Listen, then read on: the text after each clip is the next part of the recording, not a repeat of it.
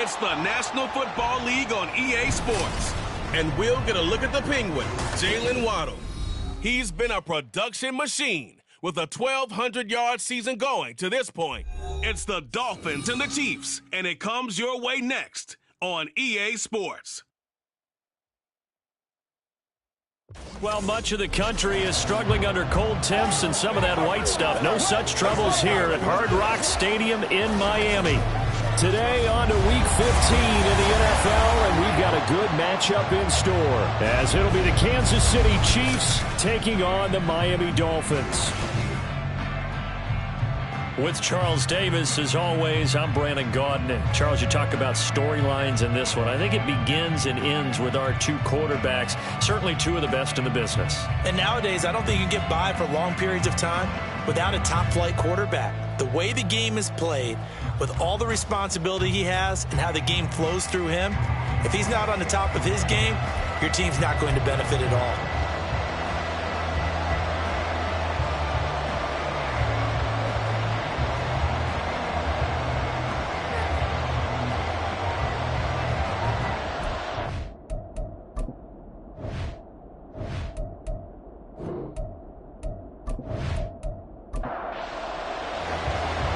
22 men ready to do battle. It's time to dance. And we are underway from Miami. This fielded right at the goal line. And some good special teams coverage as they bring him down just outside of the 15. So here are the Chiefs now coming out for their opening drive. And their quarterback, well, everyone knows he's got height, standing at 6'6". I guess we have to nickname him the thrower, aren't we, or something like that. After last week? I mean, man, you're talking about over 400 yards throwing the ball. The running backs and everyone else may be looking at him like, hey, don't forget us. And he'd probably just tell him, listen, you want to get involved? Go out. Go out and catch some passes. I'll make sure you touch it. 5 yards on the game's first play, second down. A gain of 5 brings up 2nd and 5 at the 21-yard line. Now back to throw. Looking middle, and it's incomplete. You talk about this Miami defense. Against the pass, they're hoping to trend in the opposite direction because right now they're ranked number 26 in the NFL. Defending the pass has not been one of their strong suits throughout the season, but they have any hopes of making waves in January, they've got to improve in this area. And he will have a Chiefs first down as they're able to get the third down conversion. Well, a lot of times when you get a manageable third down situation like this, you have to think about your tight end, and he comes through for him, picking up the first down. From the 34 now, here's 1st and 10. Motion man right is Rice. And he'll get it here on the touch pass. And unable to get downhill there as he'll take this up to about the 37. A nice play design there with the touch pass. Looked good at the start, but bottom line, the defense was ready. And they did a nice job scouting, didn't they? Not just scouting, but now executing once they saw the play for real after having worked on it all week in practice. They drilled on the play, then they drilled him. So they just need 1 yard here to pick up the first down. On third down, it's Pacheco. And he will have the first down as he's brought down up near midfield. Able to get what they need to keep the drive going with a 6-yard pickup on third down. 2 first downs have him up near midfield now on 1st and 10. Now they'll throw here out of the gun. Finds his man. There's Jordan Addison. And the result here, a pickup of 8. Leaves him with 2 to go on 2nd down. 2nd and a couple. At the 43-yard line. Off the play fake, he'll look to throw. A short throw pulled in by Kincaid. 3rd catch for him on this drive alone, and it'll give him a first down. It's a gain of 6. And the first down, Chiefs. He'll drop to throw. And it's incomplete. Boy, he doesn't drop many like that one. 2nd down. Now it's 2nd and 10. It's now 2nd and 10. Back to throw again. And this pass caught by Gray.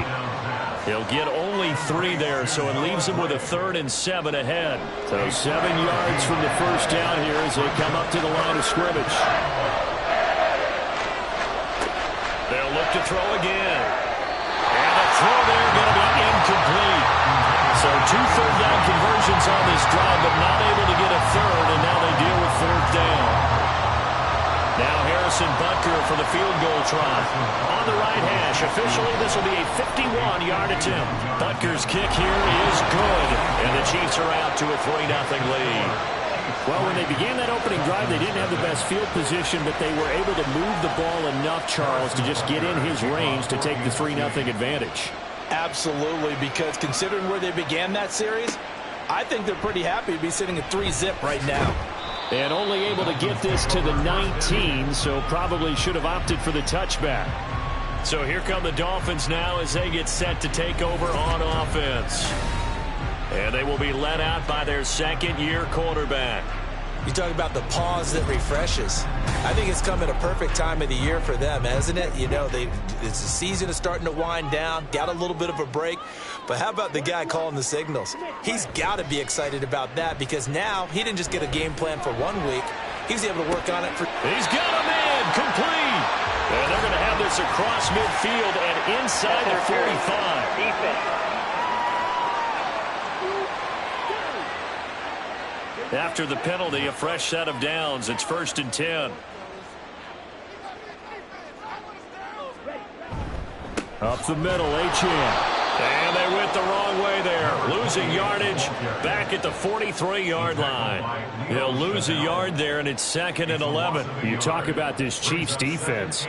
This crew against the pass, issues at times, ranked number 24, Charles, in the NFL. And I think you're going to see some changes in the offseason, whether it's through the draft, free agency, maybe even both.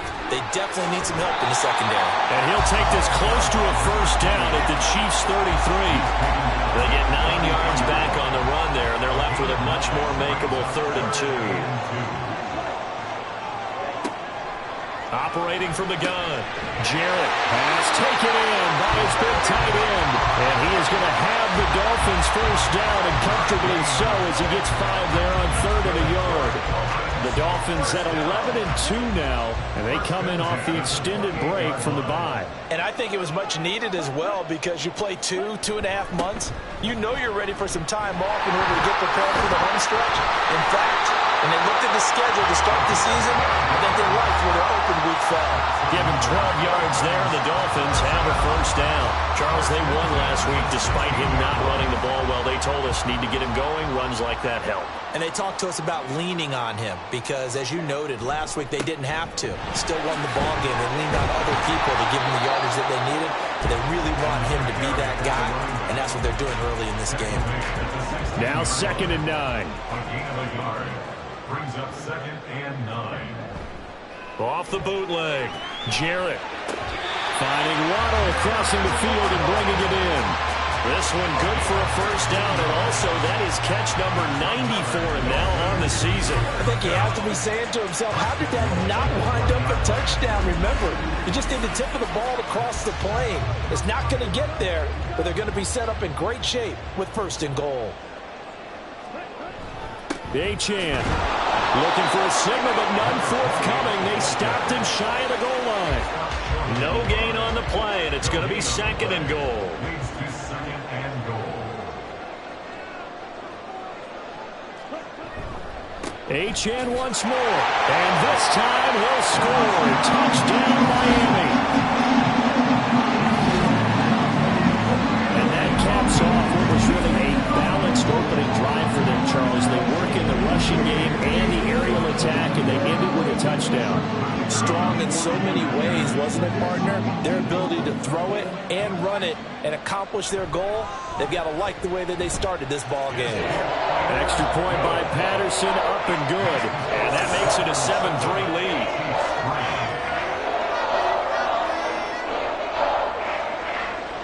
Set now to kick this one away, and off it goes.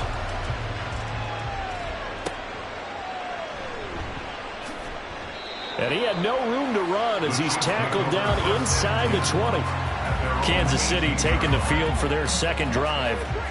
Last time out, you remember their drive stalled, but thanks to their kicker, booted a long field goal to at least get them 3. Now here they'll try to do better and find the end zone. And in our experience, how much fun is it for coaches to know that they've got a kicker who can nail it from long distance?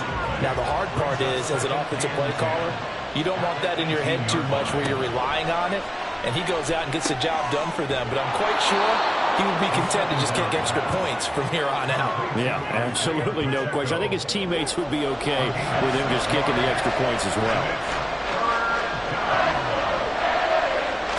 From the shotgun, he'll look to throw. He's got his running back out of the backfield. And he will have a Chiefs first down by about a yard. It's a gain of 5 on 3rd and 4. First down, Chiefs.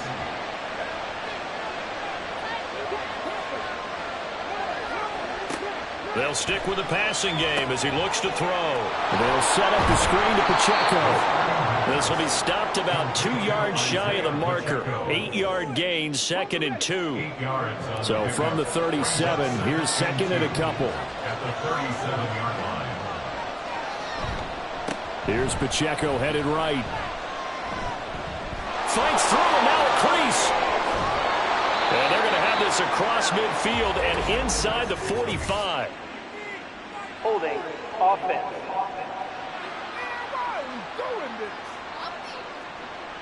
That's on the tackle, Penei Sewell. Again, he'll drop to throw. That is caught. Kincaid with it. Down the left sideline. And all the way in for a Kansas City touchdown. Dalton Kincaid hitting double digits with his 10th touchdown of the season. And the Chiefs are once again back in front.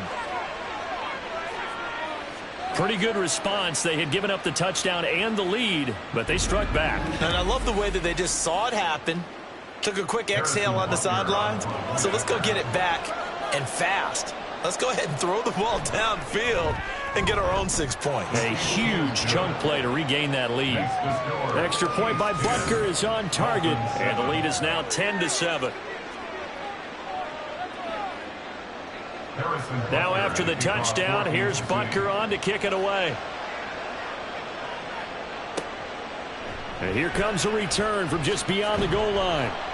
And no chance to get away as they'll get him down at about the 17-yard line. So the Dolphins offense heading out as we give you a look at the playoff race in the AFC. And they will be in the playoffs as champs of the AFC East. But as it stands right now, Charles, they still would have to host a game on Wild Card Weekend because they're still looking up at that #1 seed. And that's when you tell your team, remember, guys, at the beginning of the season, what was our deal?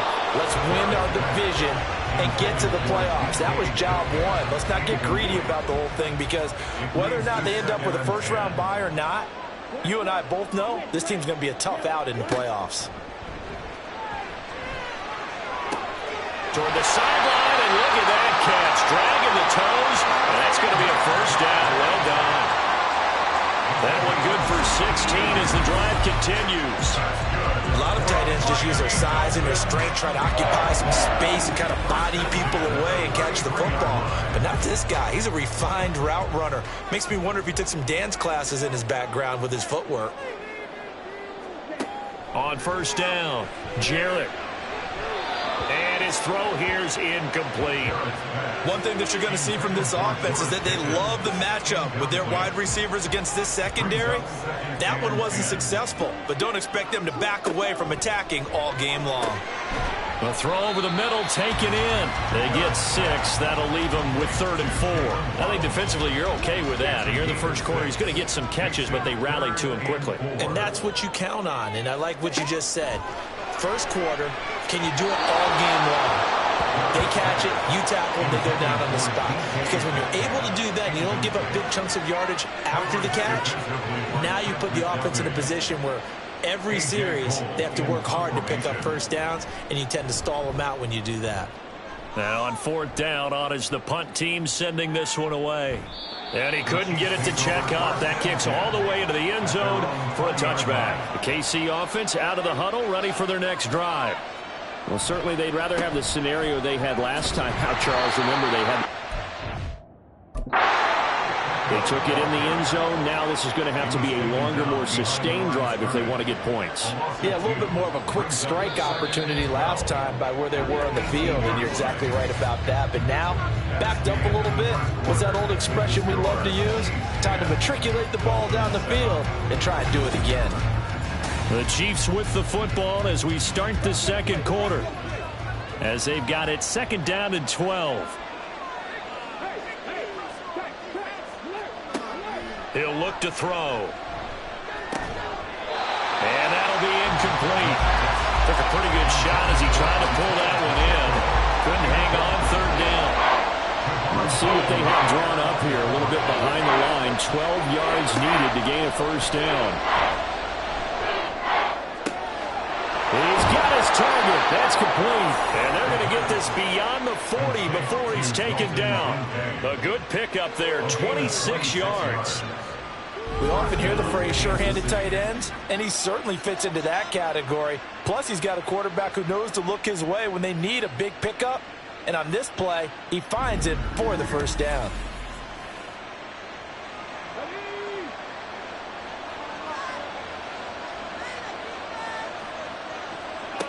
They'll look to throw here on 1st down. And that went too far in front. He couldn't reel it in. It's incomplete. I see the surprise in your face there, partner. That is a rare incompletion from him. He's been on point this entire game. He has percentage completion-wise way up. Not that time. A short throw pulled in by Kincaid. They get 6. That'll leave them with 3rd and 4. In search of 4 yards here to pick up the 1st down. Out of the gun now on 3rd down. That is brought down short. 2 yards there, needed 4. And, partner, I would guess that in his headset he was hearing from his coach, it's 3rd down, don't take a sack. And in this case, he's able to avoid the pressure and get out of there. He doesn't get the 1st down, but he does turn a possible loss into positive yardage. On 4th down, Tommy Townsend to punt for Kansas City. He was called on 3 times in the win last week as his first one here's away. And that hits at the 6 and carries into the end zone for a touchback. The Dolphins offense now ready to go back out onto the field. And you figure this should be a healthy, arrested, a focused unit. And they're working on a good winning streak. They had the week off last week. This is really a team, Charles, that should be in top 4. I would agree absolutely with that. What coaches worry about, what organizations worry about, though, is overconfidence. They've been playing so well, and now they've had that extra time off. And we've seen teams come back off the open week and come out flat.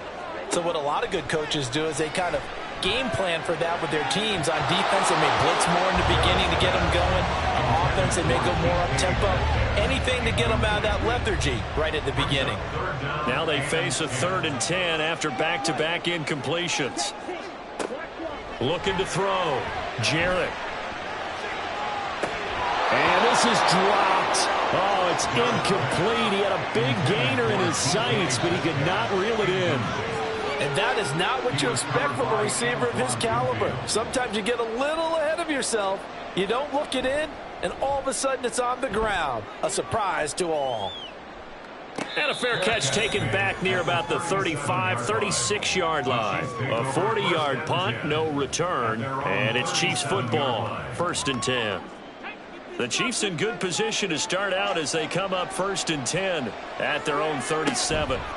They'll start the drive here with Pacheco. And he is met in his tracks behind the line of scrimmage.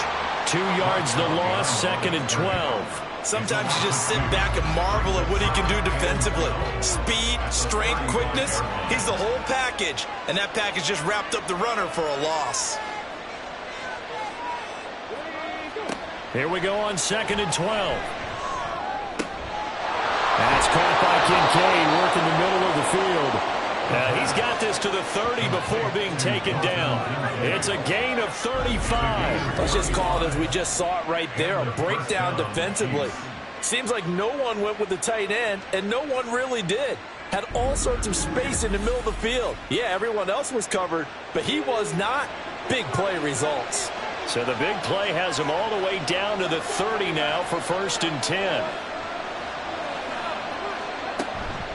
They'll run out of the gun with Pacheco. He'll get it to the 23-yard line. A solid run on first down. Gain of 7 leaves him with a 2nd and 3. A 7-yard pickup brings up 2nd and 3. Back to throw here. Over the middle, complete to Addison. And he takes it down to the 10-yard line. 2nd catch for him today, and it'll wind up a first down. First and goal, Kansas City. They'll set up to throw. Toward the end zone, but that's going to wind up incomplete. My first thought is surprise, because that's one of the better tight ends around, and I've seen him pull in balls like this before.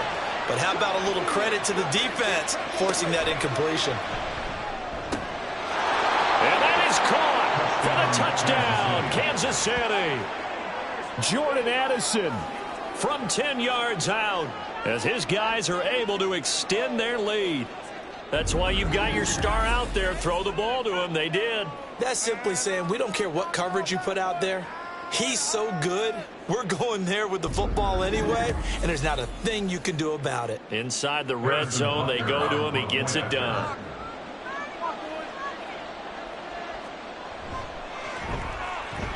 Extra point by Butker is on target, and his guys will take a 10-point lead. 17. Dolphins 7.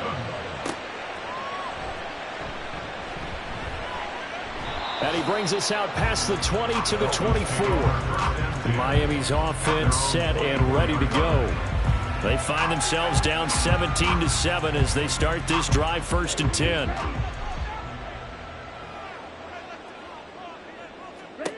Throwing to start the drive. Jarrett. A short one here, caught by McBride. Short completion, just 4 yards, and that will bring up 2nd down. 4 yards on the pickup. 2nd and 6 at the 28-yard line. A run straight ahead with Achane. A short gain here, maybe a yard to the 29. So if you've been playing defense in this one, there's a little bit of the good and some bad, because they did give up the touchdown run to him earlier, but shut him down otherwise. Outside of that, you're exactly right. I would say they've contained him very well. Just a 1-yard pickup there, and it'll be 4th down. But this was just simply excellent defense. On this 3rd down, they had to be alert for the possibility of a pass, but that didn't stop them at all from understanding what was going on when they decided to run the football, and they just swarmed and stuffed them for almost no gain. On 4th down, A.J. Cole comes on to punt. He's been a busy man here in this first half as he gets it away. Fielded just inside the 20. Call it a 48-yard punt. Give him 9, though, on the return. And it will be 1st and 10 as they take over. Jordan Addison in the offense out for another drive. You look at the numbers for him, and 1,000 yards obviously well within his sights, barring injury. He will get there. The question, will he get there in this game? Well, he would love to. Duh, right? Of course he would. But, you know, watching him play this year, we often talk about defenses, you know, allocating extra resources to try and stop a guy of his ilk, right? But you know what else kicks in? His pride to say, okay, I don't care how many you throw in my direction, I'm still going to find a way to get open. I will use different moves. I will move against formation. I will come underneath routes and try and run through some people and kind of get natural picks in order to work his way open. He wants to get that 1,000, and he doesn't want any less passes to come to his direction. And he will have a Chiefs first down as they're able to get the 3rd down conversion. And that's well executed there on 3rd down. And I love the confidence that they had to let their tight end try and find some space in the middle of the field, right in their quarterback's line of vision. And QBs love to make that easy throw, and they hooked up there for a first down. On 1st down, he'll drop to throw. This to the tight end. Now the ball comes loose. Call it luck or skill, whatever the case is. They're feeling good about just keeping the football there. Yeah, the biggest thing that they're calling it now, our ball. I mean, they don't care if it was luck or skill. Boy, the panic that jumps up in your chest when that ball's on the ground, whether you get it or your teammate gets it, just as long as you maintain possession, that's all you're looking for. Now, meanwhile, here's a 2nd down throw that's knocked away and incomplete. They'll look to throw for it on 3rd and 1. That is caught. And he will have a Chiefs first down, and comfortably so, as he gets 5 there on 3rd and a yard. And he has now hit number 500. Charles, that is his 500th NFL career catch. Definitely worthy of applause, but I remember when 500 meant you were going to the Hall of Fame. Nowadays, in today's football, 500 puts you on the path, a significant number. Brought down on the play by Trenton Simpson. Line of scrimmage, the 36 on 2nd and 8. Now back to throw. Throwing quickly there, but it's incomplete. I think he's a little trigger happy right there, and it turned into an ill-advised throw into their zone. Well, we know he has confidence. He'll throw it any place, anytime, anywhere. That time it fell incomplete. Able to find the open man. That's complete. And finally, down he goes as they work it inside the 10 to the 7. They're able to convert on 3rd down, and that sets up a 1st and goal. Everything's going right here in this first half, and they've got a good lead, and part of that can be attributed to their success on 3rd down. This is another conversion here, and they can look to really open things up now with this 1st and goal. They'll run here with Pacheco. And he'll be stopped just outside the 5 at the 6. Only a yard on the pickup there. 2nd and goal. It's a gain of a yard. Brings up 2nd and goal. He'll look to throw. In trouble, and he'll go down back at the 12. Alex Highsmith making a nice play and getting the sack. And we've hit the 2-minute mark in this first half of action.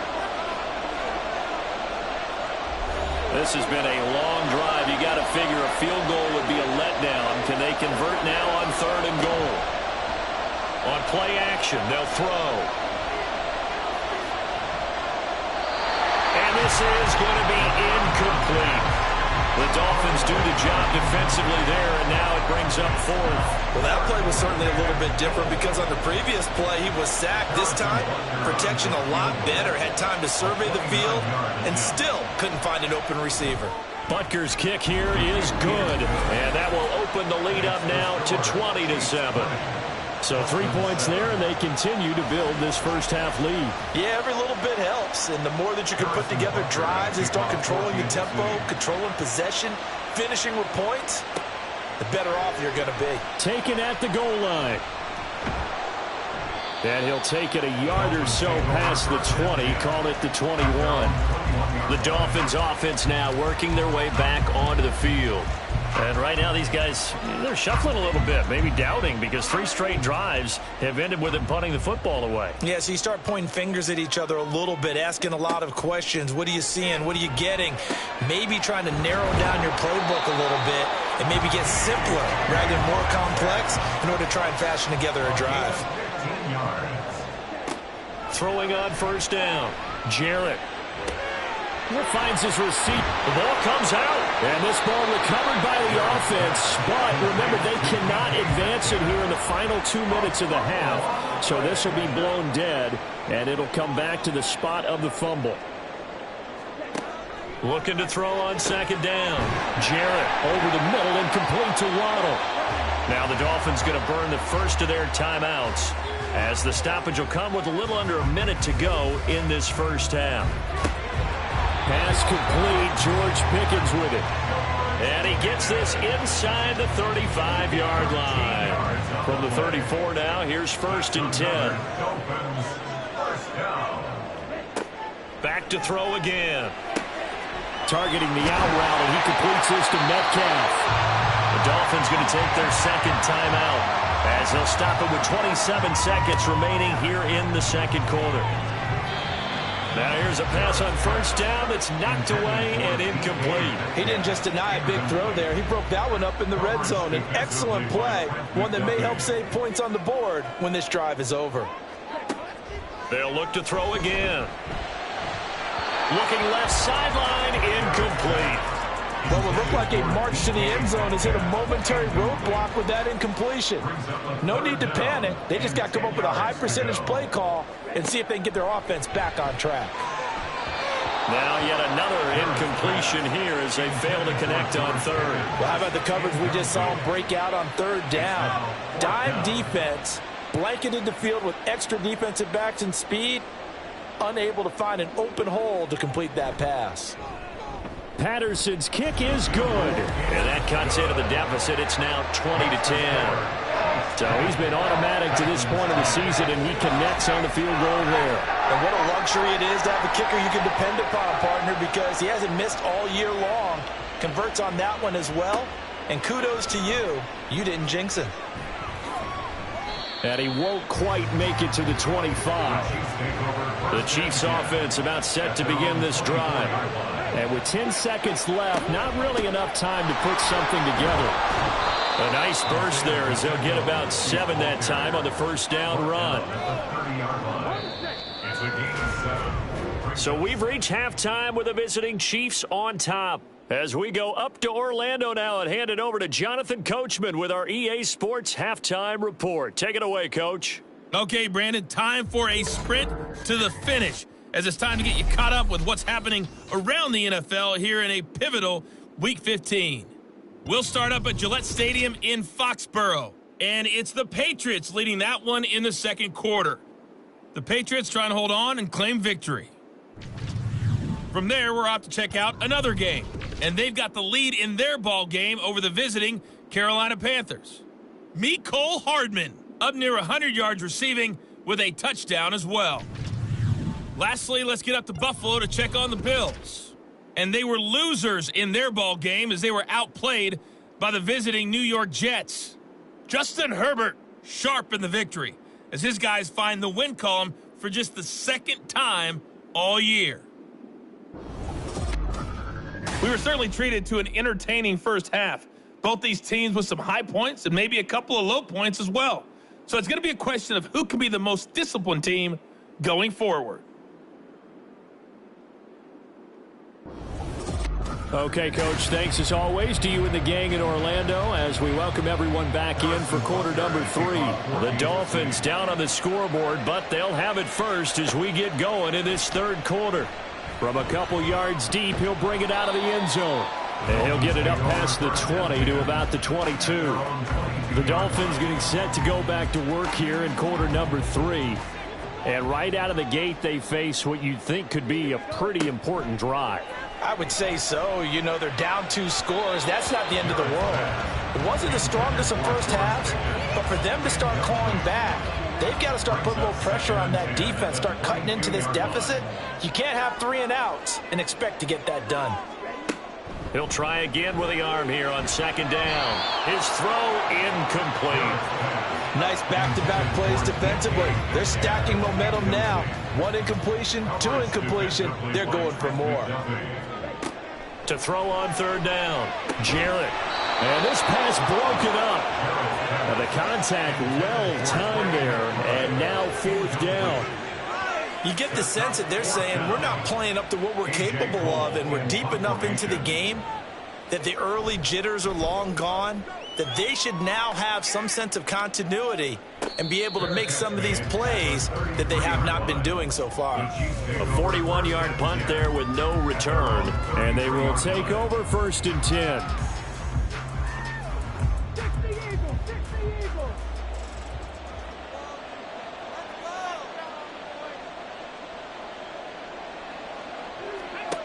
They'll come out throwing here to start the drive. This taken in by Kincaid. And that's good for a pickup of 10 yards. And that'll leave them with a second and just a few inches left. It's 2nd and inches at the 42-yard line. Here's a play fake as they set up to throw. And the Dolphins rush gets home. Down he goes. It'll go as a loss of about 6, and now it brings up 3rd. They are in need of 6 yards here if they hope to move the chains. On 3rd down, he'll drop to throw. That pass taken in by Addison. And he will have a Chiefs 1st down as they're able to get the 3rd down conversion. And as a quarterback, you always want to exploit gaps in the defense, and he finds one here. Crossing route, working from right to left across the field. And once you get defenders going in the wrong direction, it is awfully hard for them to pivot back, and you end up getting the first down. They'll look to throw now on first down. Oh, he tries to force it in, and it's intercepted. And the Dolphins are going to take over at their own 41. Their passing game has been spectacular this afternoon. Finally, a win for the defense. You think maybe there was an adjustment there. Finally gained a measure of, I don't even know if you call it revenge, but got a play done against him, and that's been difficult for them all game long. Dolphins offense returning to the field. They'll start in excellent field position following the INT. So good starting field position for him here as they come up 1st and 10 at the 41-yard line. Off play action. Jarrett. And that, nearly picked off. Well, it would have been a great time for their first interception of the game. Instead, it's 2nd down.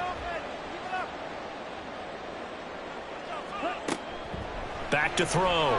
Jarrett. This one into the hands of Metcalf. And he'll be taken down across the 50 at the 45 in enemy territory. Give him 15 yards on that one, and the Dolphins have a first down.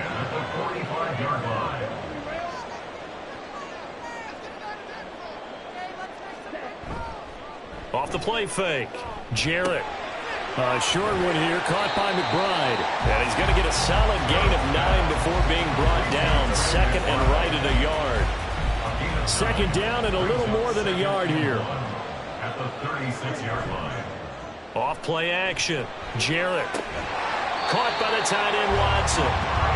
2nd catch for him today, and it'll wind up a first down. First down. 1st and 10 at the 31-yard line.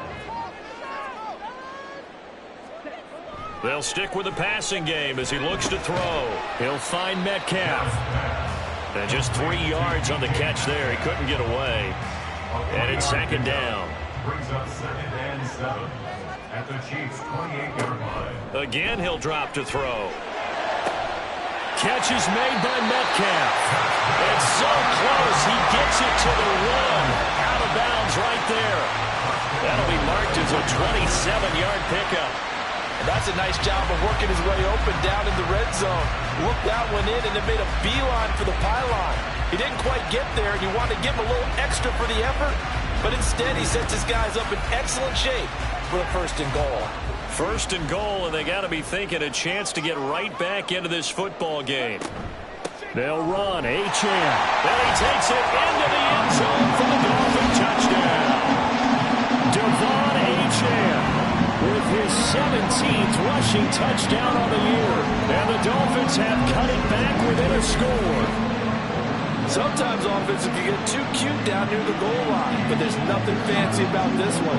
As Coach Lombardi would say, we get a seal here, and we get a seal here. And we run this play in the alley. And that's good work to hit the hole hard and finish in the end zone. Extra point by Patterson, up and good. And the lead is down to a field goal. Dolphins 17. And he'll be tackled just shy of the 25. And now here comes Kansas City. Their lead down to a field goal now as they start with a 1st and 10.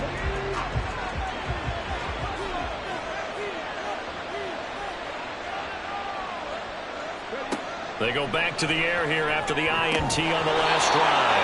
And it's incomplete. Boy, he doesn't drop many like that one. 2nd down. 2nd and 10. Brings up 2nd and 10 at the 24-yard line. Back to throw here. Got his man complete over the middle. It's Blake.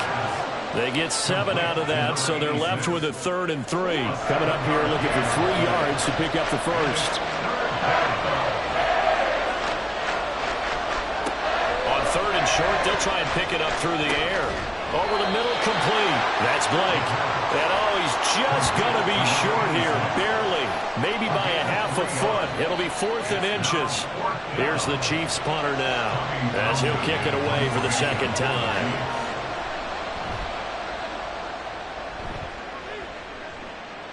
And a fair catch signaled for and taken just outside the 20-yard line.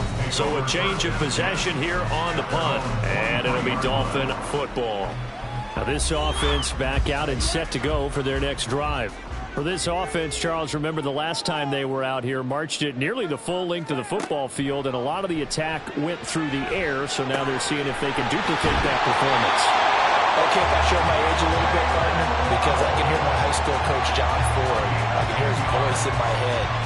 Laddie, when you put the ball in the air, 3 things can happen, and 2 of them are bad. But the way the game's being played now, this is just part of what they do, so I don't think they should change anything at all. They've been dominant. Keep throwing it around. Buying time to his left. And he slides and covers up at the end as he's going to be able to pick up decent yardage. He'll wind up getting 9 after tucking it and running, so it'll leave him with 2nd and a yard.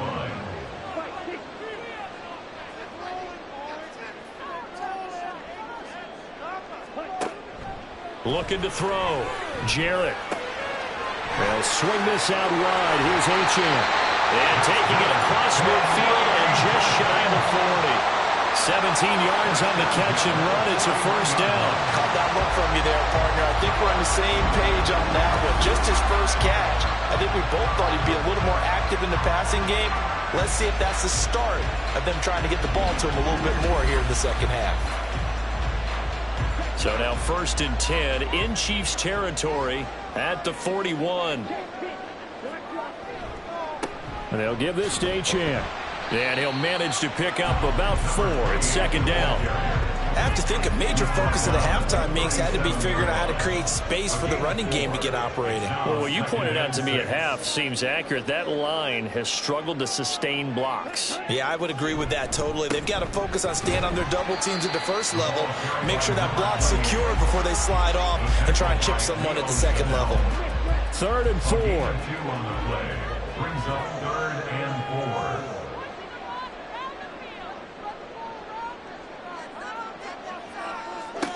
Back to throw. Jarrett.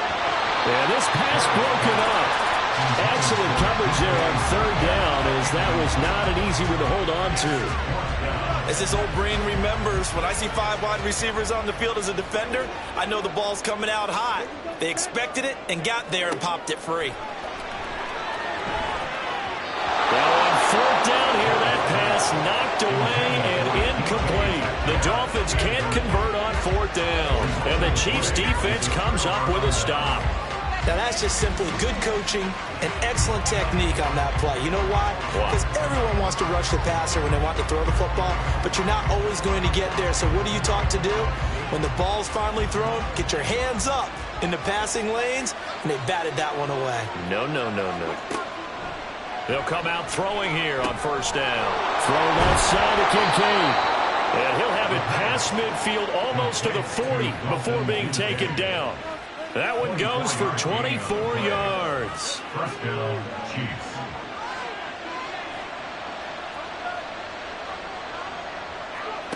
Now on 1st down, he'll drop to throw it. Throw to the right, hauled in by Addison. Now this will leave him a yard short. Nice pickup of 9 yards on 1st down. 2nd down and a yard. Brings up 2nd and 1 at the 33-yard line. Off the play fake, he'll look to throw. Over the middle, and it's incomplete. And those two just haven't been in sync thus far. They've done a nice job against him, but still, with his talent, you would expect him to have more completions to him in this game. They'll look to throw for it on 3rd and 1. A short throw pulled in by Kincaid. And he'll be out of bounds as he gets it down to the 30 there. It's a gain of 3, and it gets him the first. 1st down, Kansas City. He'll drop to throw. Got his man complete over the middle. It's Blake. And they will eventually get him down, but he's inside the 5 all the way to the 3. Boy, how about the speed with which this offense can get down the field? It's taken them no time at all to get down here, and now they're set up with a 1st and goal.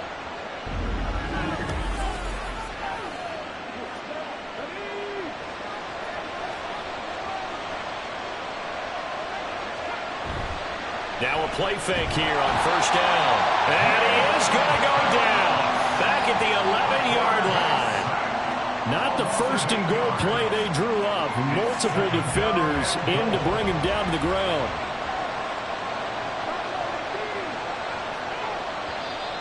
Now whistles and a flag down. Looked like one of the chief linemen might have moved. The offense knew it. They were already starting to walk back as that one is accepted. Things made a little more difficult after the false start as they try again on second and goal. Pacheco gets it up the gut. He will push his way down to about the 14.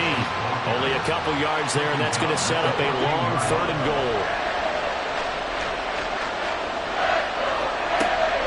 They'll set up a throw.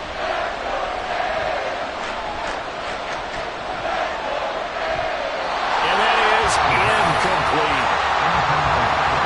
Not only did he have a chance to scan the field there, it felt like he had a chance to scan it twice. The protection was that good. Unfortunately for him, the coverage downfield, equally good.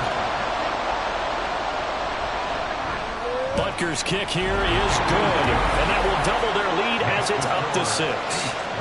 So 3 field goals that he's hit now. This last one helps him stretch out the lead. He's been solid, hasn't he? And he lives up to the adage that every offensive coach has ever said to us. We want to end every possession with a kick, right? For them, it's either extra point, field goal, or at worst, a punt. In this case, it's been 3s. The Dolphins offense now heads back on the field. They've got some stuff to build on from that last drive because they moved the football, CD, and then they tried to go for it on 4th down, didn't convert, probably left a bitter taste in their mouths. I would say so, and I think that they go out in this series determined for that not to happen again. In fact, they don't want to get to a 4th down opportunity. They just want to make sure they get it done within the parameters that they've set for themselves. Run their offense, get it into the end zone. Yeah, I think a little bit of determination and a dash of anger. And they're not going to get to the line to run another play. So we will switch ends as the third quarter has come to a close. We'll return with more after this. This is the NFL, and it's on EA Sports. Ball up to the 35 now as they come up on 1st and 10. Looking to throw. Jarrett. Left side here taken in by Metcalf. All the way in for a Miami touchdown. DK Metcalf, 65 yards. And the Dolphins strike quickly here to tie up the ball game. Great corner out there, not only able to catch it, turn it upfield, and get into the end zone. It usually involves a little bit of an extra move, doesn't it? You got to get them thinking that you're moving to the middle of the field and you're breaking away to that corner. But that was well executed. A very important extra point there, up and good, and they have taken the lead here in this 4th quarter. This taken in at the goal line. And he won't get this to the 20-yard line as he's down at the 19. So the Chiefs offense heads out. There's a look at the playoff picture in the AFC. Now the current playoff picture, and you can see they are one of those 3 wild card teams, at least for the moment, but they have not clinched that spot, Charles. And look, their message has been clear. We're keeping their foot on the gas to the very end. And how about the theater and the drama that's involved, partner? The best part, we've got a front row seat to it all. And I think this is obviously the ultimate goal when they added a 7th seed to the playoffs back in 2020. More drama, more teams in it late in the season, and more importance on games like this. The throw right sideline here is complete. And he's able to take it across midfield before going out of bounds. Just need a yard here. 2nd and 1. Looking left side, and he's got a man. That's Blake. Back-to-back receptions for him, and it's another 1st down. I like watching the wide receiver screen because it's a real teamwork play. Because guess what? The guy catching the ball, he'll get all the credit.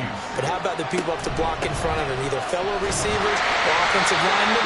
That makes that play a really nice timing play, and sometimes it can break big. Credit him with a 1-yard gain there to make it 2nd and 9.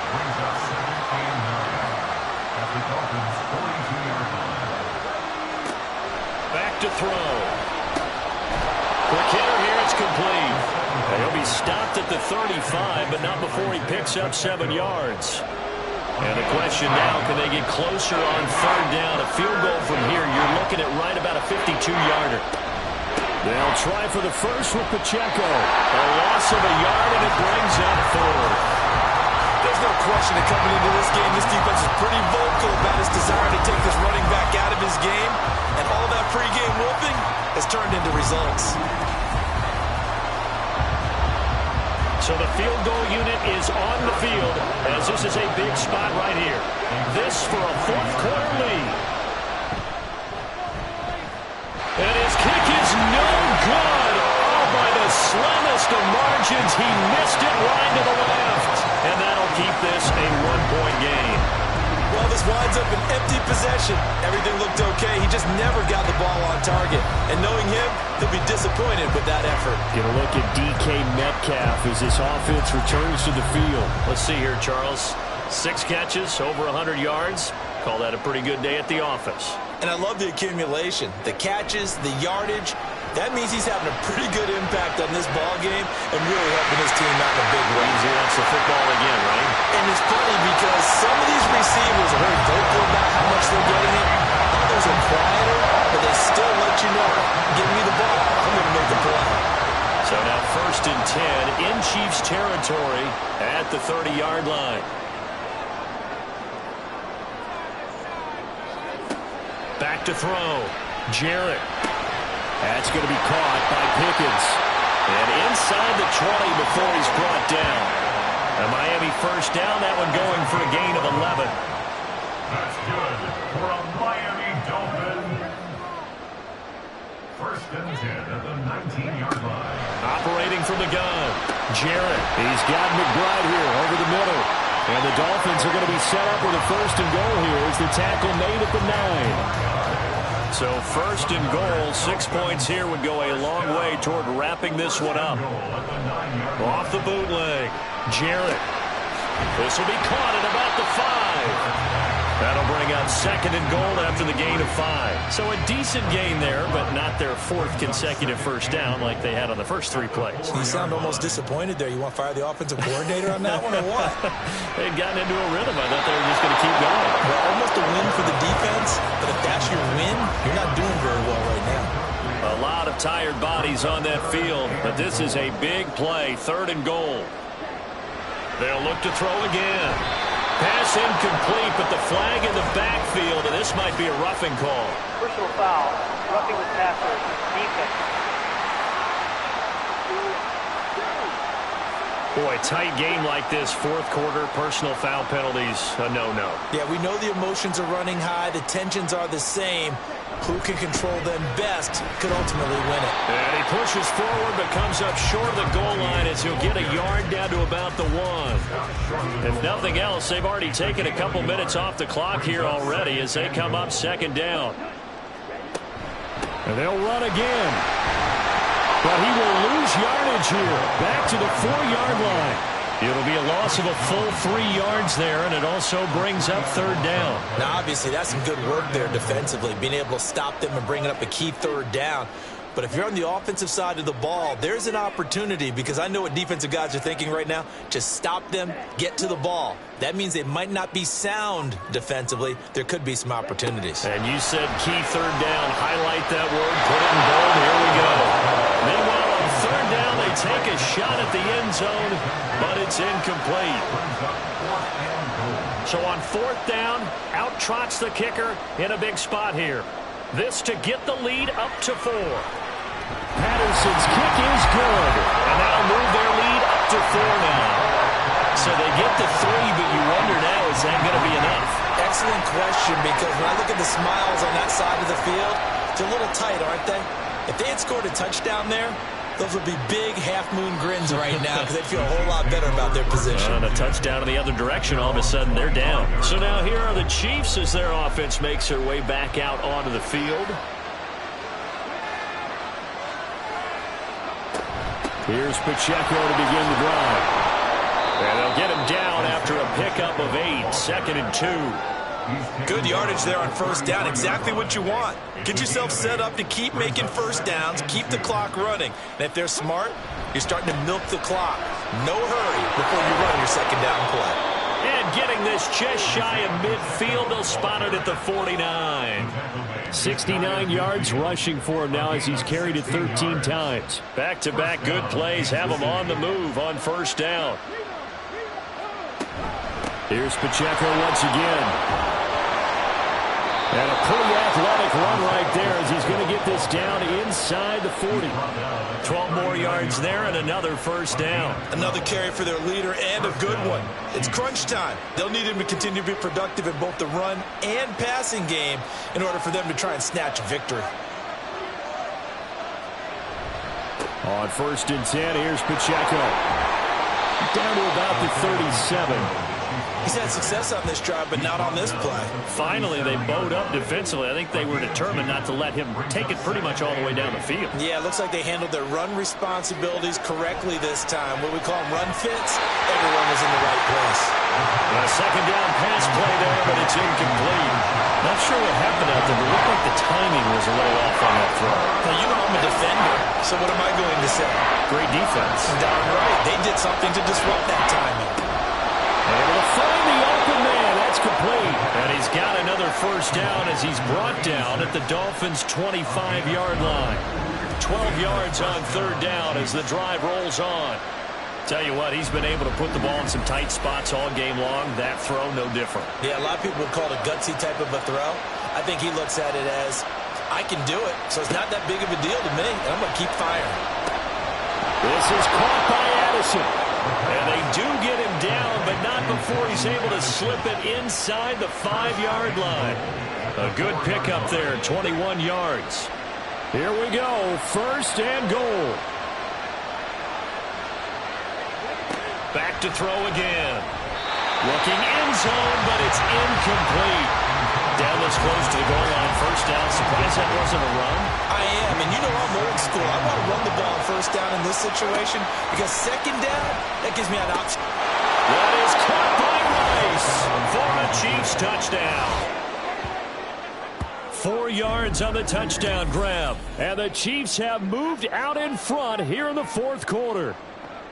Now, this has definitely been a back-and-forth affair, and now they have the lead here in the fourth quarter. Yeah, and they gave up the field goal on that last drive, as we remember, but it felt like their offense told them, don't worry about it. We've got your backs. We'll come back with a touchdown of our own, and they did. Extra point by Butker is on target, and that gives them a 3-point lead. Dolphins 27. From a yard or two deep, here comes a return. And that decision to bring it out ends up not being a good one. Costs him about 5 yards as he's tackled at the 20. So the Dolphins now down by a field goal, 2:05 to go. Their long win streak in great peril as they come up first and 10. And that one incomplete, but now a penalty flag coming in late. That might be PI. So the defense helping him out a little bit here late in the fourth. Man, you're exactly right. And when you're the one doing the chasing, you'll take a little help from the other guys, won't you? And that is incomplete. Oh, the coverage a little too good there, and it's second down.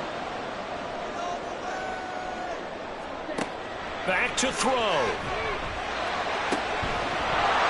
And that is incomplete. A lot of force bearing down on him there. He could not hang on. It's third down.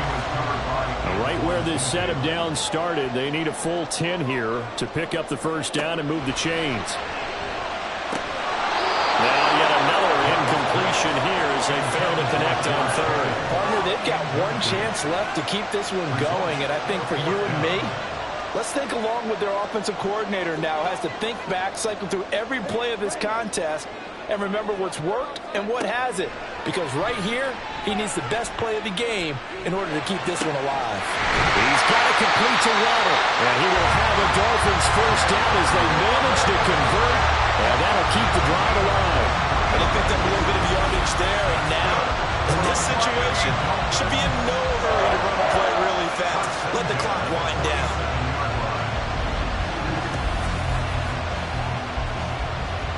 Plenty of time. All 3 timeouts still remain. Here's 1st and 10 now. Now, meanwhile, a pass that should have been intercepted, but it winds up falling incomplete. Another try, 2nd and 10 now.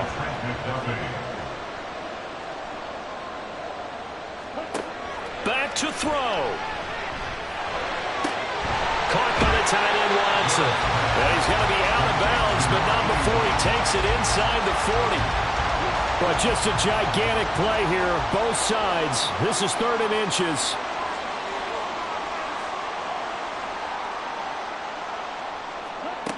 He'll look to throw.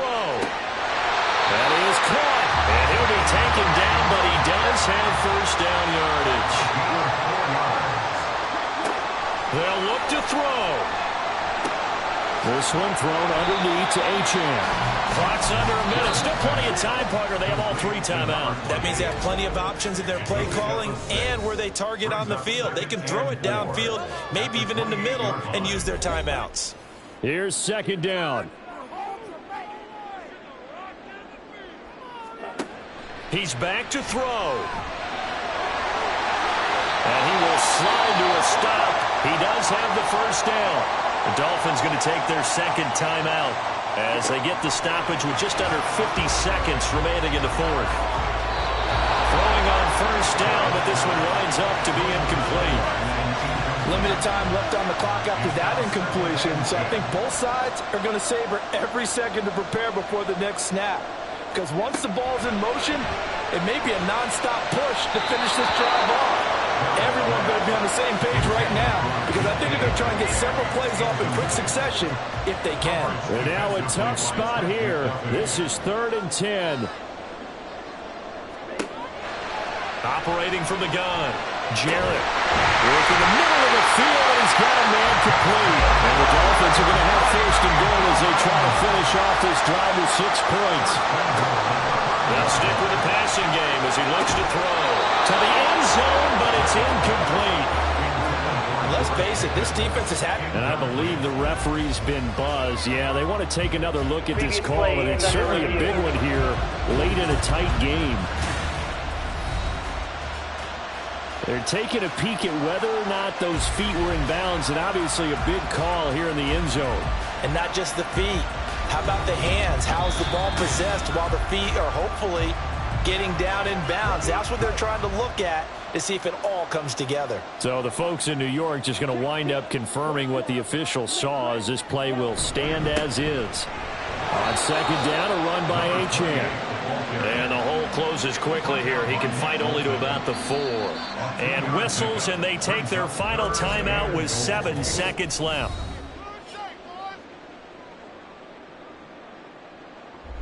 So now one of the biggest kicks of the night is forthcoming. And here come the whistles and a timeout with 7 seconds left.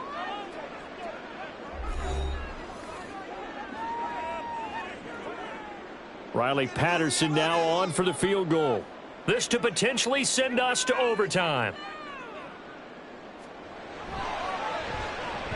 And his kick is good. And they will tie this game here in the final seconds. So a money kick there in the final seconds. And now, barring any hijinks on the kickoff here, partner, I think you and I, we're going to settle in for a little overtime. And I wouldn't have it any other way. This has been a dogfight all through regulation.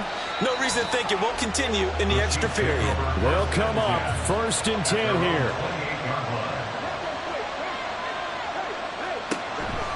They'll start this drive out on the ground. And he'll be brought down shy of the 40 at the 38-yard line. So 4 quarters wasn't enough, and we are off to overtime. Don't change that dime. And here in overtime, if the team that receives the ball scores a touchdown, it's over. If they don't, we can still have some more football. That's exactly right. If they go down and kick a field goal, the other team gets a possession to either match it or score a touchdown to win the ball game. If both teams kick field goals, the next team to score wins.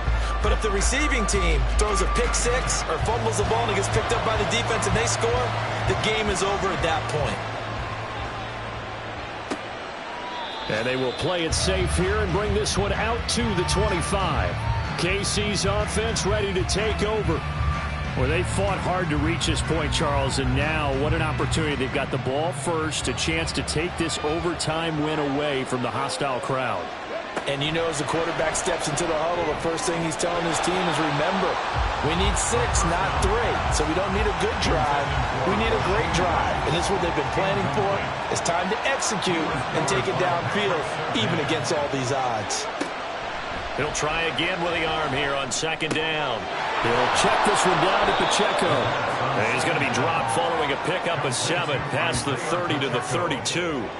So a big play in this opening drive of overtime. Now looking at a 3rd and 3. They'll drop to throw. Pass taken in by his big tight end. And he will have a Chiefs first down as they convert on 3rd and 3 with a nice gain of 7 yards. So here's a 1st and 10 at the 38. Again, he'll drop to throw. The Dolphins get there this time, and they bring him down. He couldn't get rid of it. He takes a sack for a loss of 6 to bring up second down.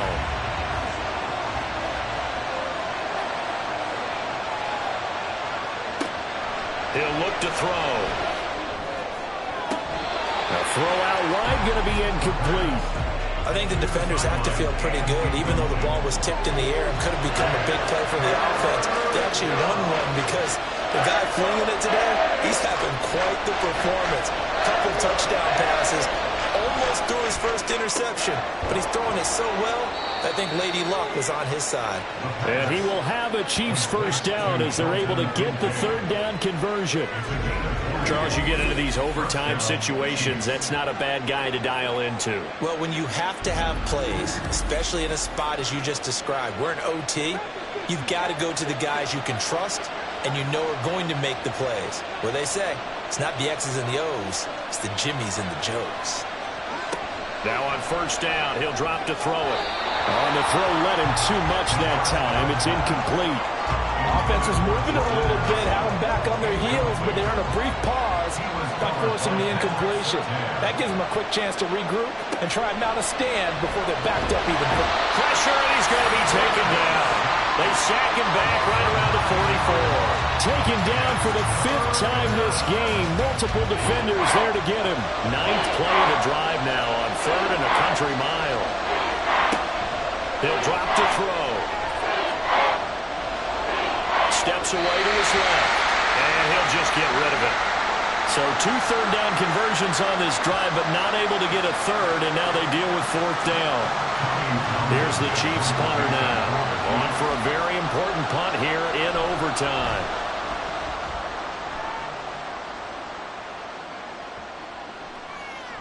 And that one hits a little too close to the goal line, and it continues into the end zone for a touchback. Miami set to take over.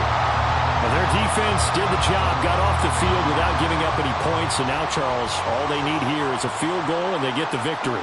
Yeah, and this is the way I love overtime. I'm one of those really, really old school guys that like sudden death right from the beginning. Well, we've got it now because any points wins the game.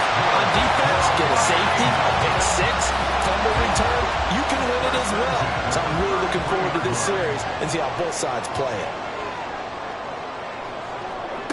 On 1st and 10, Jarrett finding space at the 40. and he's all the way up to the 39-yard line that time. Yeah, that's good for a gain of 6, and it's second down. Brings up 2nd and 4 at the 39-yard line. Operating from the gun, Jarrett, and he whips that one incomplete there. Well, that's a defensive coordinator's got to be happy with that result. They took away all options downfield and forced the incompletion. Looking to throw, Jarrett. He's got his target. That's complete. And he is going to have the Dolphins first down by about a yard. It's a gain of 5 on 3rd and 4.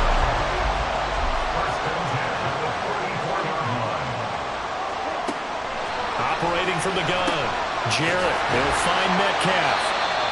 So the completion good for 7 there, and it'll be second down. Back-to-back completions, and that puts them in enemy territory. And we're always looking for that elusive term, momentum, aren't we?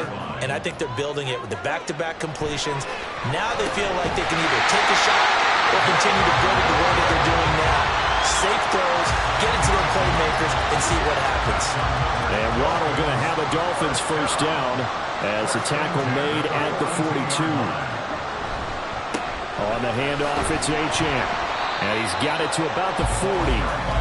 I think if we put together a job description for a middle linebacker, we would start with being able to hold down things in the middle of the line of scrimmage and be able to take on blockers. But how about the guys who can go sideline to sideline and make plays? Love a guy that can do that. We saw perfect. There he goes, right side. And he's into the end zone for the touchdown and a game winner in OT. We needed extra time to decide this one. A rushing score and OT finishes it off. All throughout, really just a great game to witness. I agree. And the whole time we were watching and working on this game, I had it in the back of my head we could get to overtime. Just the way this game went, the ebb and flow of it all. And then to get there and finish it what I would call old school way, a running play, because in today's NFL, we throw the ball to ring the bell, don't we? Not there. They ran it in. And again, just a great, great game that we bore witness to.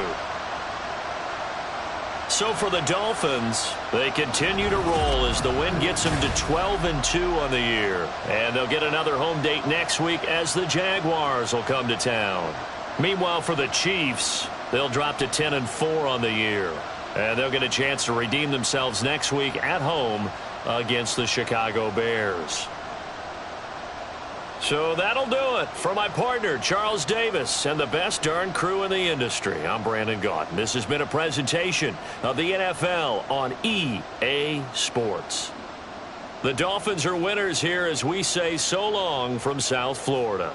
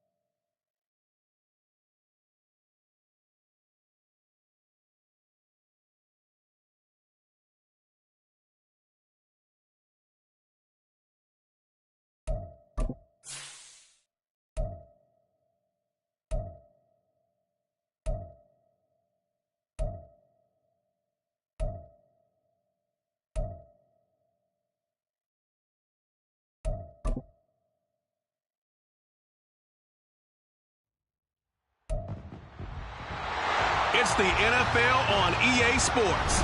And we've got the Chargers' superstar tight end, who's third in the league in catches this season and ready for more this week.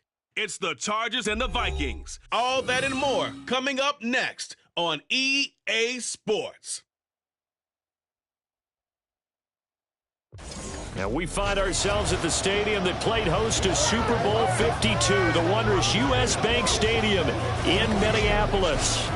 Today on to Week 15 in the NFL, and we've got a good matchup in store, as it'll be the L.A. Chargers taking on the Minnesota Vikings. With Charles Davis, as always, I'm Brandon Gaudin. Charles, you talk about storylines in this one. I think it begins and ends with our two quarterbacks, certainly two of the best in the business. And nowadays, I don't think you can get by for long periods of time without a top-flight quarterback. The way the game is played, with all the responsibility he has and how the game flows through him, if he's not on the top of his...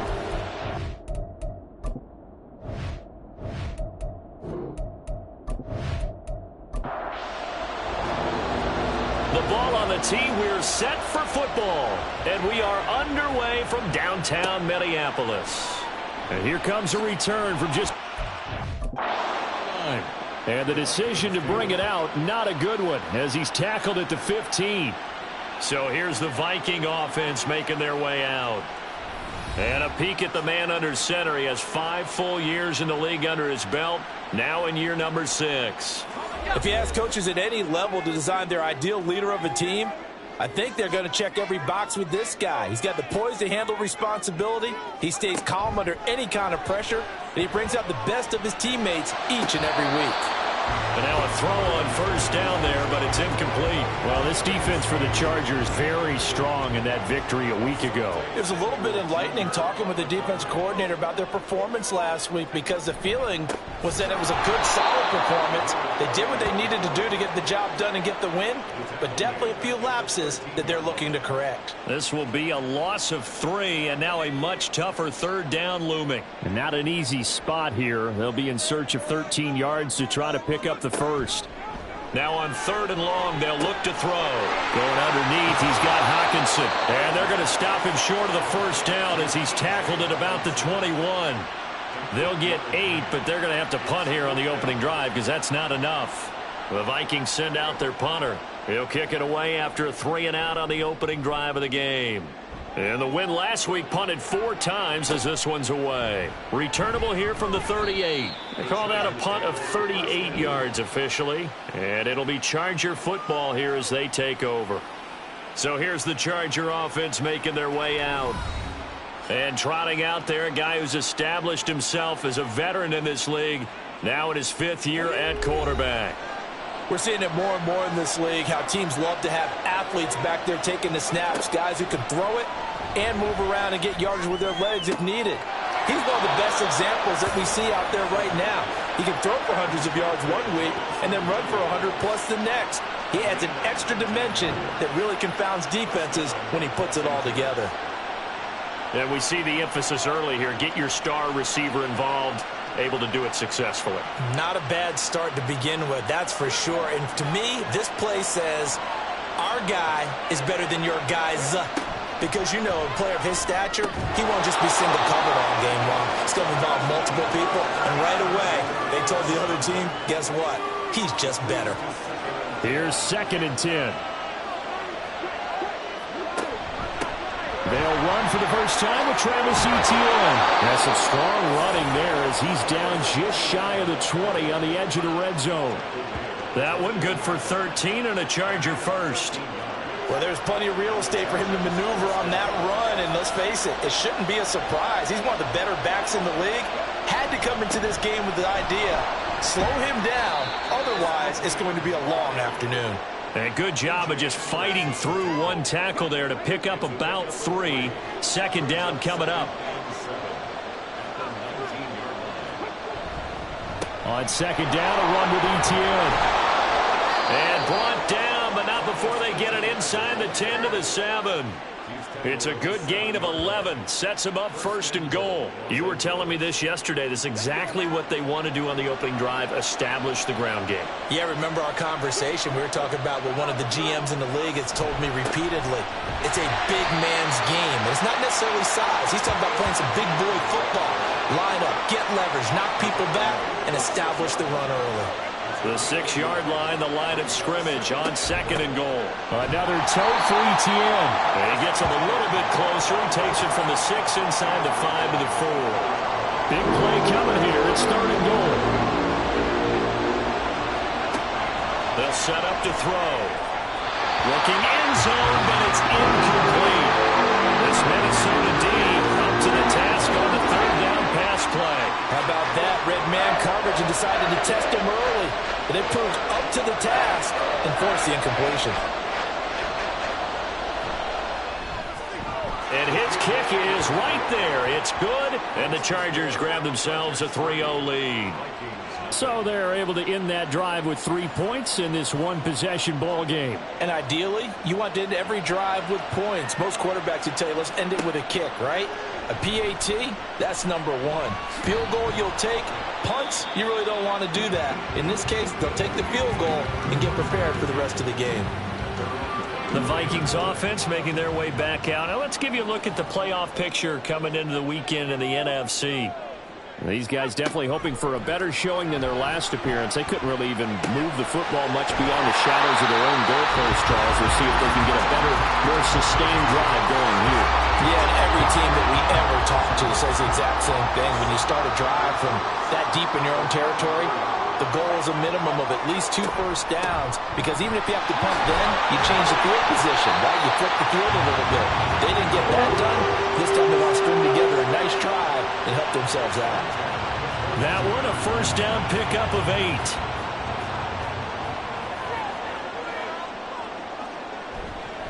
Purdy now to throw off the play action. And his throw's going to be incomplete. The intended target was Chris Godwin, and it's second down. But you talk about the defense for these Chargers. And they're a tough unit to throw against, currently 4th toughest in the NFL. And since this is such a good unit of covering passes downfield, I think that last play is typical of what we might see. A lot of short passes, see if they can generate some run after the catch, but nothing doing on that one. Here's Purdy now on third and goal. Able to find the open man. That's complete. And he's brought to the ground with another first down at the Chargers' 43. A sizable 16-yard chunk there. The drive continues. I think when they look at their offense, they think to themselves, weapons everywhere, and they want to move the ball around. They want to spread it to different people. But you absolutely know they want to get this man involved as well, and that's what they just did on that play.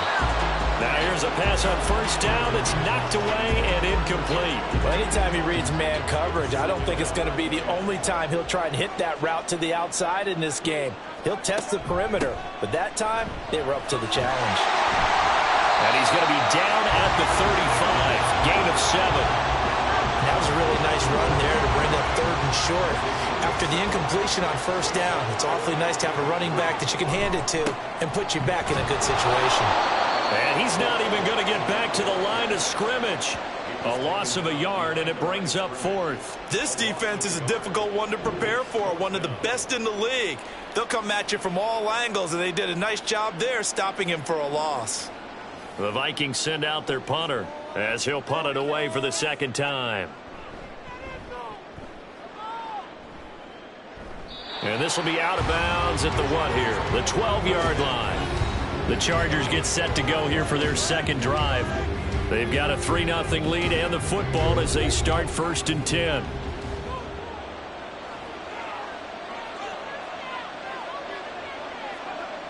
They'll try and start this drive in the air. Short pass caught by the tight end Gentry. And the result here, a pickup of 8. Leaves them with 2 to go on second down. From the 20, here's second down and 2.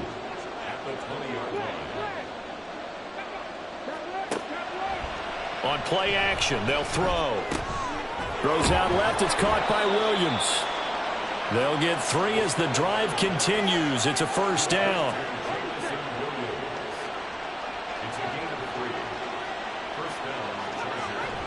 to throw here.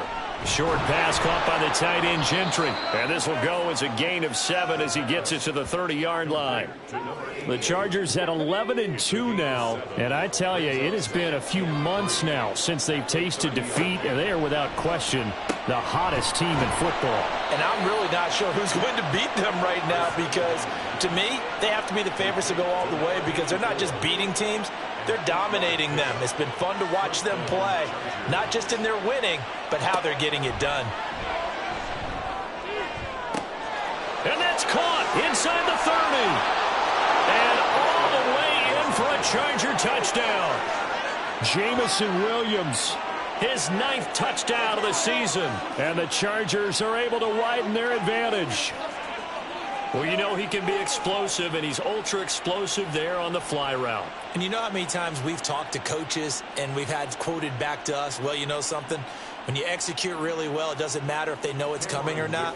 Well, sometimes athleticism beats you as well. He just took off and went. And that's almost like one of your Turkey Bowl games, isn't it? Just go long, man. I'll hit you. And it worked really well for them. Extra point up and good by Dicker. And the lead grows to 10-0.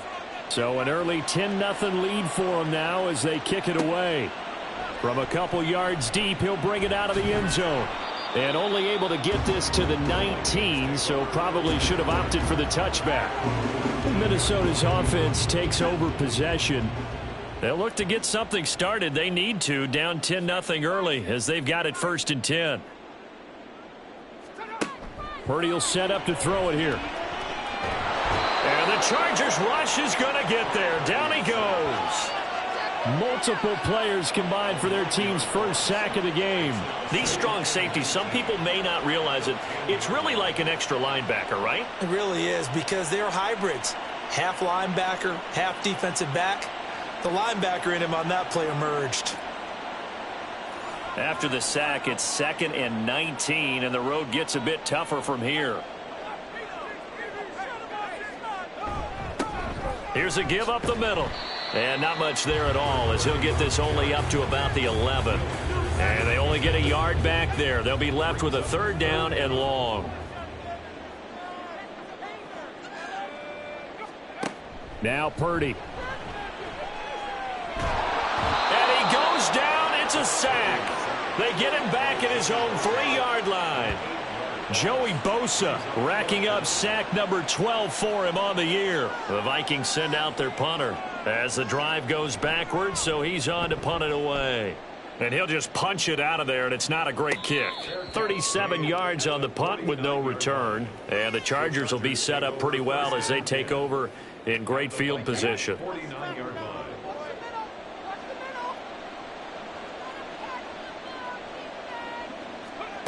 They'll come out throwing here on 1st down. Wide open receiver complete.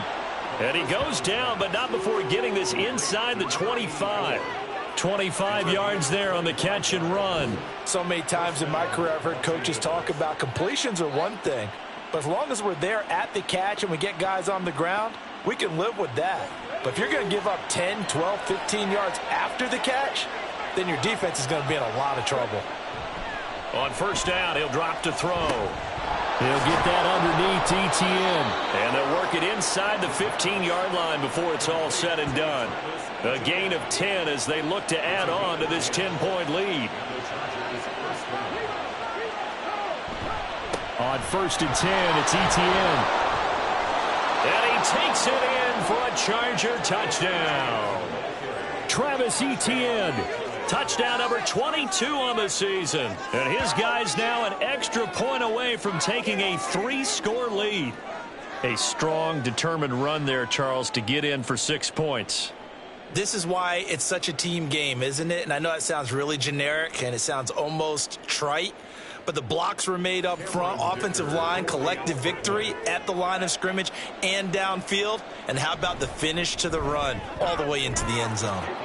Extra point up and good by Dicker. And that makes our score 17-0. So an early advantage now and a good one. 17-0 our score as they kick this one away. And he won't return this one. He'll go down to a knee, and they'll start at the 25. The Minnesota offense about ready to get this next drive underway. They find themselves in a good-sized hole here, and a good-sized hole early on in this game as they come up on first down. The tackle made by Joey Bosa. 17-0 our score after one. Second quarter now from Minnesota. It's the Vikings in possession of the football as they've got it with a 2nd and 10. There's a ball thrown right side and complete. And they get him down, but not before he takes it across the 40-yard line. 1st and 10, and they've got 3 tight ends out there. A jumbo package look. Purdy. And that's complete. It's Chris Godwin. That's good. The completion there for 7 yards, and it'll be 2nd down. 7-yard pickup brings up 2nd and 3 at their 48-yard line. And they'll run on the inside handoff. And he's fortunate to get anything from that. Give him a yard up to the 49. And this offense on 3rd down today, they've only converted once in 4 tries. Here it's 3rd and 2. Here's Purdy. And that will be incomplete. The passing game not in sync here early. And now it's 4th down. Well, he certainly thought he had a window to push that ball downfield, but as soon as he released the throw, the corner was there to slam that window shut. So they're forced to punt on 4th as this one's away. And he didn't quite have the backspin on that one. It hits at the 4 and continues into the end zone. It's a touchback. As the offense returns, let's take a look at running back Travis Etienne. He's over 40 yards here in the second quarter. Been nice and effective for them, hasn't he? He has definitely been dependable, and really shouldn't underestimate what he's getting done here, because anytime you're on a pace that's going to approach 100 yards, you've really done some damage in an NFL game. And now he's looking just to add to his totals. 2nd and 9 now from the 21. Here's a play fake as they set up to throw. Pressure coming from the Vikings, and they get there and bring him down. Danielle Hunter coming in from that outside linebacker spot. He gets him down. It's a loss of 5. A tough spot here. 3rd and 15. They're going to look to throw. Open man here is Gentry. And he'll get this to the 23, but that'll be well short of what he needed. That'll give him 8 that time, and it'll be 4th down. On 4th down, J.K. Scott ready to punt it away.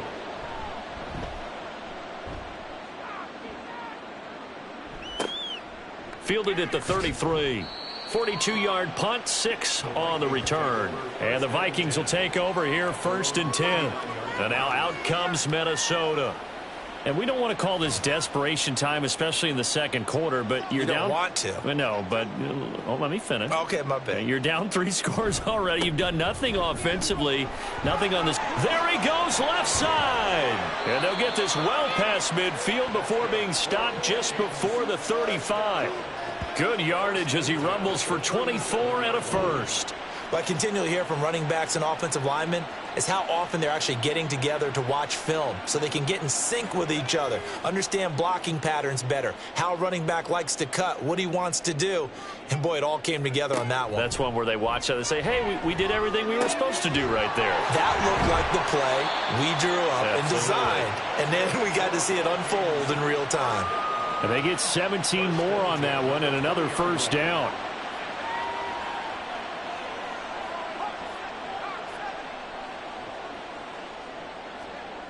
Purdy now to throw. Looking for his running back, and he's got him. And he'll go down here at the 12-yard line. That'll go for a gain of 7, and it'll be 2nd down. Back to throw, Purdy.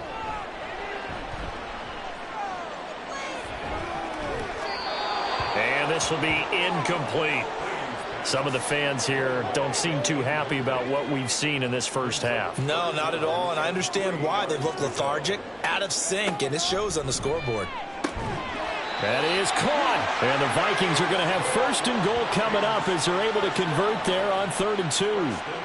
But with the score where it is, you're not thinking field goals right now. You need touchdowns. So that was a much-needed conversion there on 3rd down. They'll try and run for it on 1st and goal. And he'll be stopped just outside the 5 at the 6. Only a yard that time, 2nd and goal. It's a gain of a yard. Brings up 2nd and goal at the Chargers' 6-yard line. Throwing here, Purdy. And it'll be intercepted. And the Chargers are going to take possession here. It's a touchback, and they'll take over at the 20-yard line. Well, Brandon, as they say in popular culture, this one's going to leave a mark because they can see the end zone, but it'll stay out of reach because of their error. All their offensive teammates have to get with the quarterback right now, offer a little bit of encouragement because what's done is done. Let's get them next time out. And the LA offense ready for this next possession. Charles, a very uninspired effort the last time we saw them out there. It was a quick 3-and-out, and they punted the football. Yeah, and you never want to get stopped so soundly during a series, but what would be even worse now is letting it happen again right here. They've got to get going. Throwing on 1st down, but this one winds up to be incomplete. After the incompletion, here's 2nd and 10 from the 20. They'll look to throw here. And on the left sideline, he caught it, but out of bounds, according to the head linesman. Incomplete, so the ball a little late getting there, and it's 3rd down. On 3rd down, he'll drop to throw. Work in the middle of the field, and he's got a man complete. And they're going to get this beyond the 40 before he's taken down. That 3rd down conversion good for 23. Well, things are definitely going right for them here in the first half. Pick it down, any down, even 3rd down, no problem. They get a connection there and pick up a fresh set of downs, continuing to move the ball.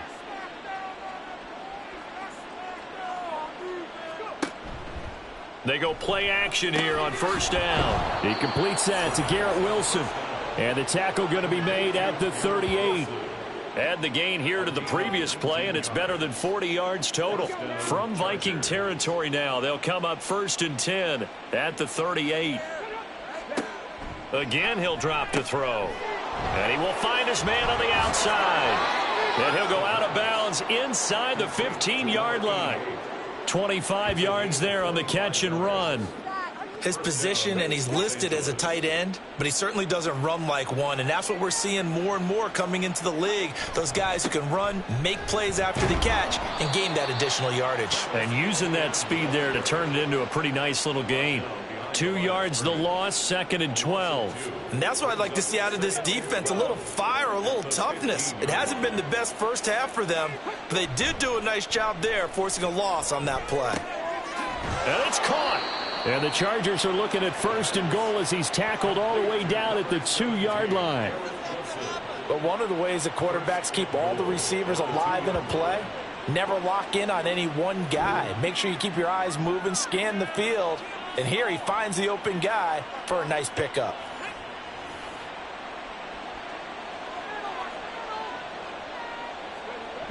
Etienne.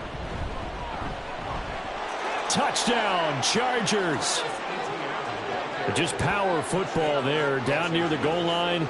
Give it to him. He's able to push his way across. Yeah, they went heavy there. Sometimes you have those big offensive linemen come in, have to report like they're eligible, but all they're doing is getting a good stance, blocking, and getting their runner across the goal line. Extra point try now from Dicker.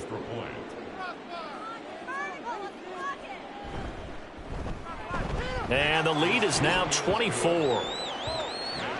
So that drive takes him down the field in 8 plays. And it was capped off by a Travis Etienne touchdown run. The kickoff team on the field now as they will send this one away.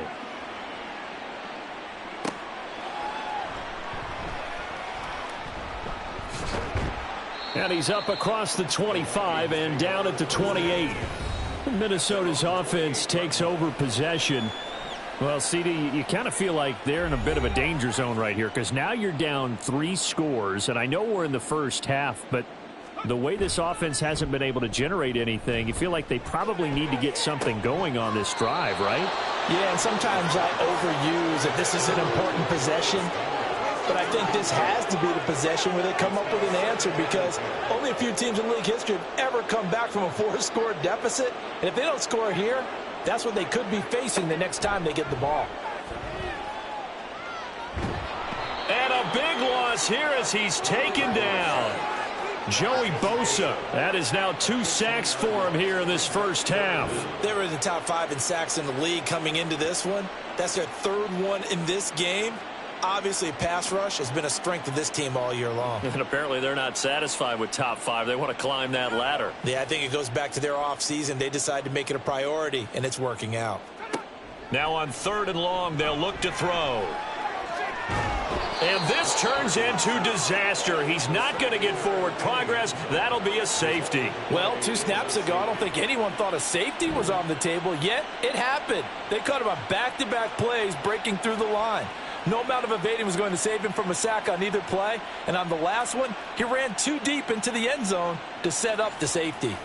And remember, following the safety, you give the football up as well. And they free kick it from the 20 now. Fielded at about the 28. And they've got it up past the 35, so pretty good starting field position.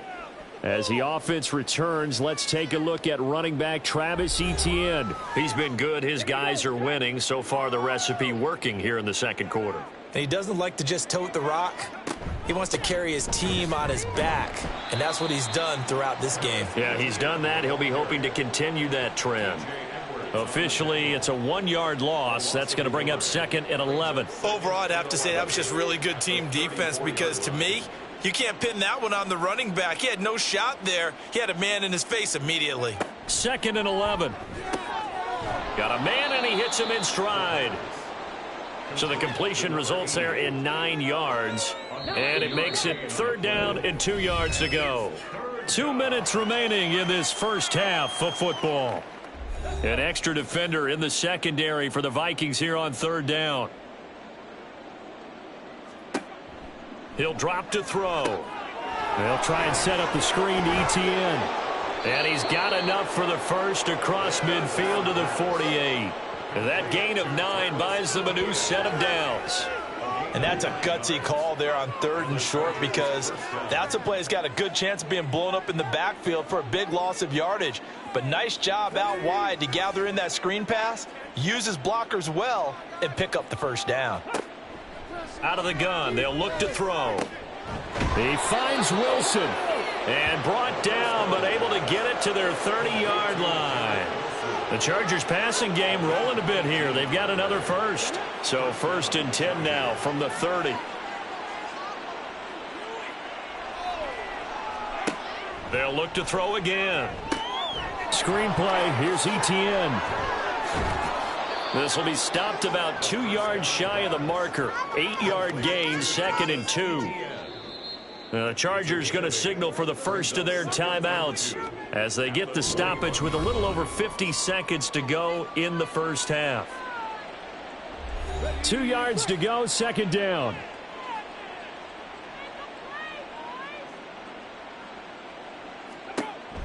They'll stick with the passing game as he looks to throw. That is caught at the 7. And able to get him down, but he does reach the 5. That one goes for 16 yards. It sets him up 1st and goal.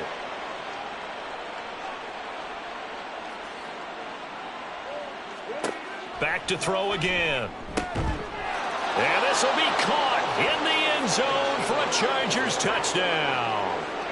A great play there as the first half is winding down. And the Chargers are able to widen their lead here in this first half. There was no going through the progressions on that touchdown pass. Yeah, nor was it necessary. His receiver won that route early, presented himself. No reason to wait. Go ahead and put it on him and score a touchdown. Extra point up and good by Dicker. And the route is on here in this first half. So not much time to speak of remaining in this first half as the kick's away.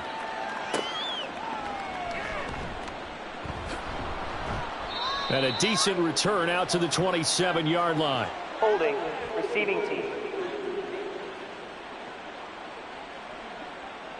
They were trying to create some space to run. They created the penalty. And you work on it so much. You work on it so hard.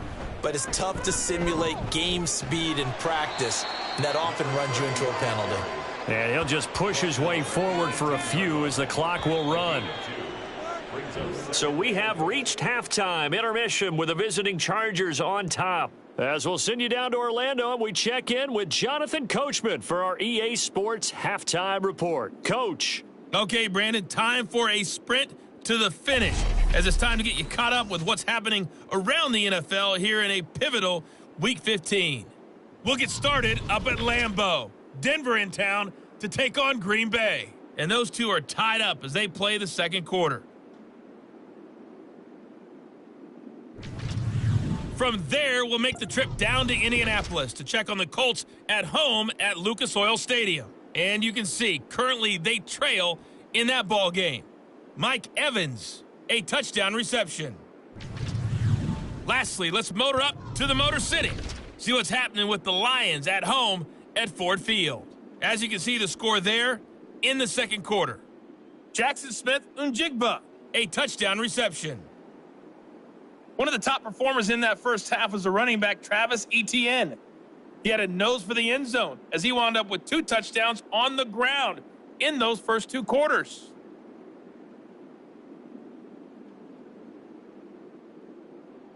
All right, Coach, thank you. We welcome everyone back for quarter number 3.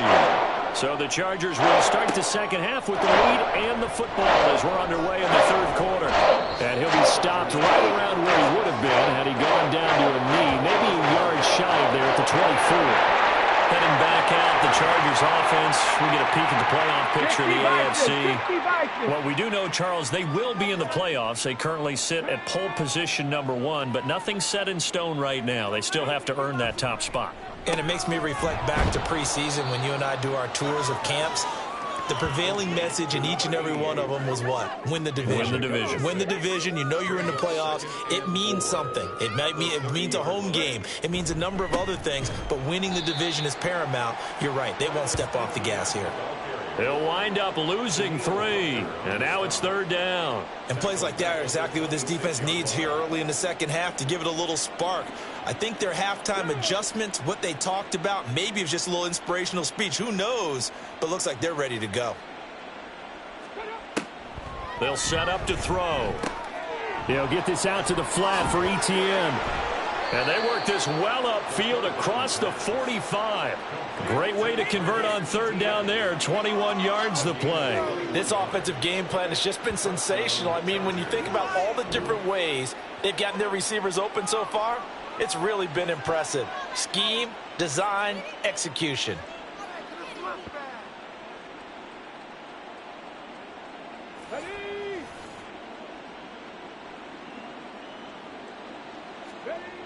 Back to throw now on first down. He's got it to Williams. And he's brought down. It's a first down, his 4th catch of the game after having 3 in the first half. First down, Los Angeles. Straight ahead, Etienne.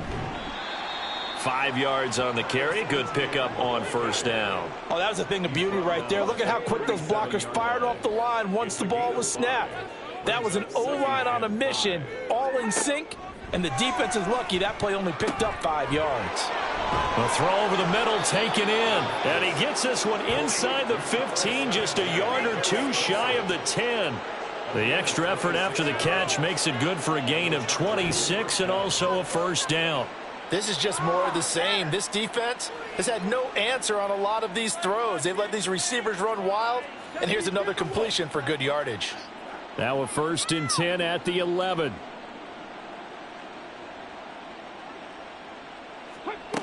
Now back to throw. And he's got his favorite target yet again. It's complete. Call it a gain of 6 on the play, and that'll make it second down. 6-yard pickup brings up 2nd and 4 at the 5-yard line. Back to the ground with Etienne. And he is into the end zone. Touchdown, Los Angeles.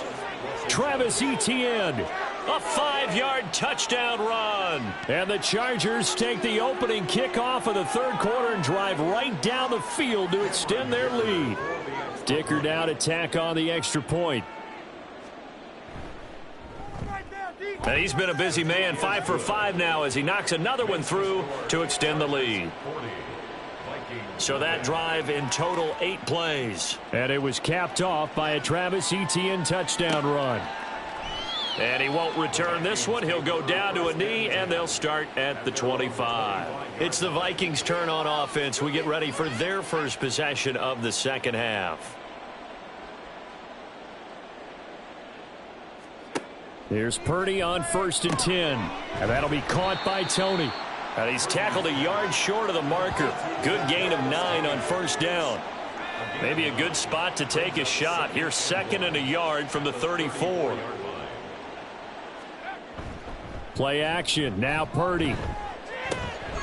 And he drops it incomplete. And their struggles continue here. And there's another stop. One of the league's best defenses is certainly bringing it again this week.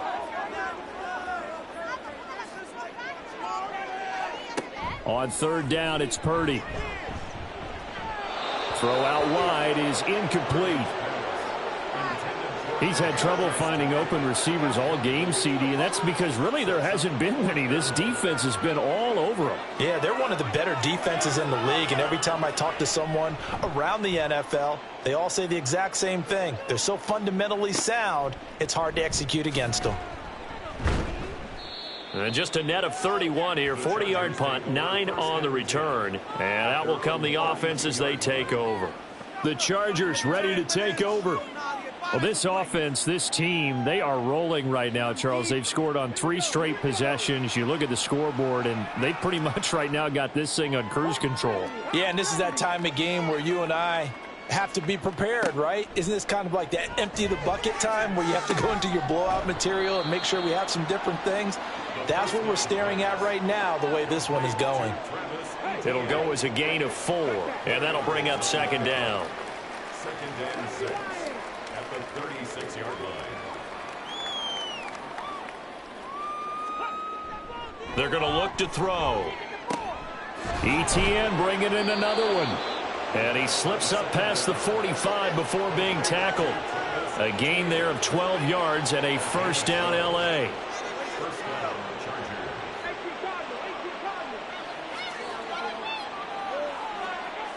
They'll look to throw. He's going to find his running back. It's complete. And he's going to get a solid gain of 9 before being brought down. 2nd and right at a yard. From the 43, here's 2nd down at a yard. Etienne up the middle. And a very determined run there as he'll take this all the way down to the 27. Good effort.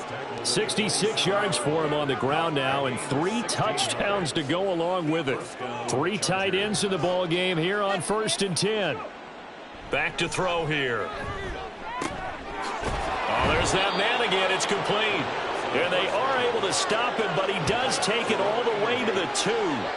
25 yards that time.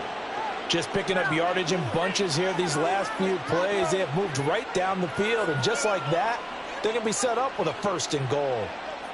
2 big plays in succession. Not sure this D knows what hit him, but now they got to get ready. It's 1st and goal. And they'll run with Etienne. And he fights his way in for a Charger touchdown. Travis Etienne taking it in from 2 yards out. And the Chargers just continue to roll. What a game it's been for him in the backfield, Charles, as he pounds it into the end zone yet again. Yeah, and he hits the end zone one more time, and his blockers cleared all those lanes. Before the snap, they called for the heavy unit, right? 3 tight ends coming on the field, and they got the job done clearing the way. Extra point up and good by Dicker. And the lead grows even larger here in the 3rd quarter. The kick unit on here for the Chargers as they will send this one away. No run back here, down to a knee, and this drive will start at the 25. The Vikings offense now heading out to take over. Well, we're still in the 3rd quarter, so there's some time to kind of clean this up and make it look more respectable. Now, a win, that's probably gone out the window, Charles, but I don't know. Do you look at this as a time to just improve and maybe start to look towards the future? I I think you have to find something to play for, something to grasp onto until the clock runs out. But, Brandon, we've been around this game a long time. This is an outlier. You don't get many blowouts like this no matter how the game looks on paper going in.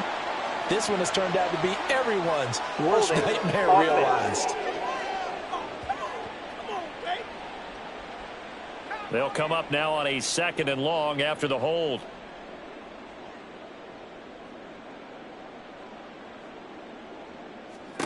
Now Purdy. And he'll protect himself at the end here as he winds up getting pretty decent yardage. Give him 7 there on the tuck and run, and they're in better shape now for 3rd.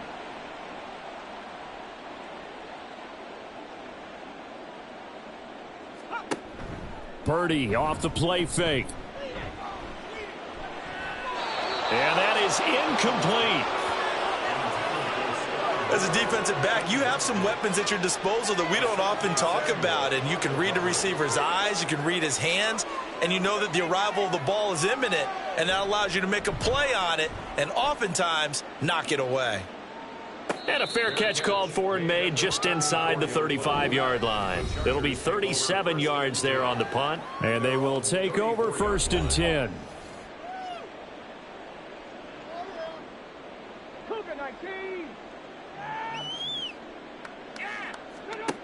They'll come out throwing here on 1st down. Throw right side, complete to Williams. They'll wind up getting 7 on the play, and that's going to bring up 2nd down. They like going to him in the slot. He catches another one. I think this comes under the heading of until they stop him, why not go back to him? He has something going really well. Great working relationship with the guy throwing the ball, and they keep making the connection. 2nd and 3. Finding Williams once more, complete. They call his number again. It's his 6th catch and a 1st down. A gain of 5. 1st down, Los Angeles. Back to throw. The Vikings after him, and they get there for the sack. Danielle Hunter able to get in there for his 2nd sack of the afternoon. And we all know how talented this guy is who's calling the signals for him. But even the best in the game, they can struggle against a good, cohesive zone coverage. Can't find a gap in the secondary quick enough, and he ends up taking a sack. Got to assume this defense will be charging again here. It's 2nd and 15.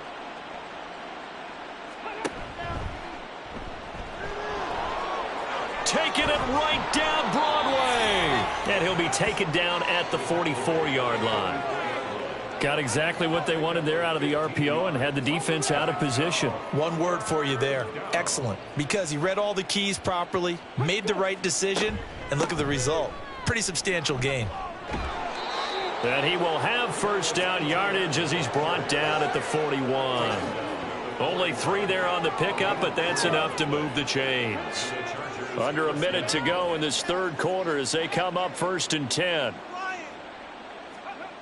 He'll look to throw. Short pass caught by the tight end Gentry. And this winds up a pickup of 2, maybe 2.5 to about the 39. Ball on the 39. Here's 2nd down and 8. At the 39-yard line. A play action fake. They'll look to throw. Oh, he'll want that one back. Incomplete. He doesn't drop too many in that department. 3rd down. They'll be in search of 8 yards here as they hope to convert the 1st down. On 3rd down, he'll drop to throw. In trouble, and he's taken down. Multiple defenders there to drop him for a loss of 4.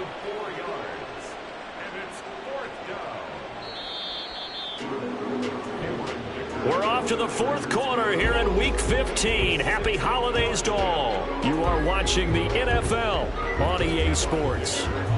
And we return, welcoming you back to Minneapolis. And this is a blowout so far as we get set for the 4th quarter. A very one-sided affair.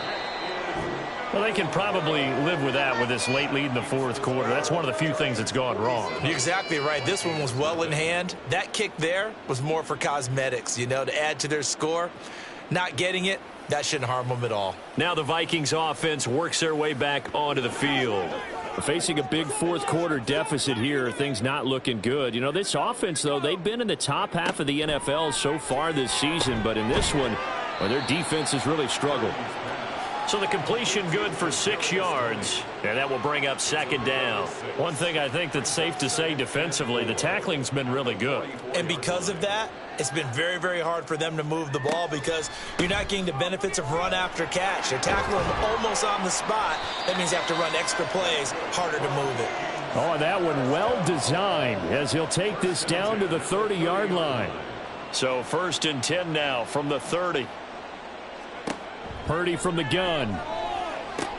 That's complete to Tony. And he's down into the red zone at the 15 after a gain of 15. 1st and 10. Line of scrimmage, the 15. It's 1st and 10. One back in the backfield. He'll get the carry. And the Vikings are going to have a 1st and goal forthcoming as he takes this down to about the 5-yard line. 1st and goal at the 5-yard line. Purdy will set up to throw it here. Touchdown, Vikings! T.J. Hockenson, a 5-yard touchdown. And the Vikings are finally on the board here in the fourth quarter. So they will get on the scoreboard here. Give them credit for that. Too little, too late, but no 0. Oh, you're going slow clap on me. Not very nice, is it? No, but they haven't been very nice on offense. It's been a struggle.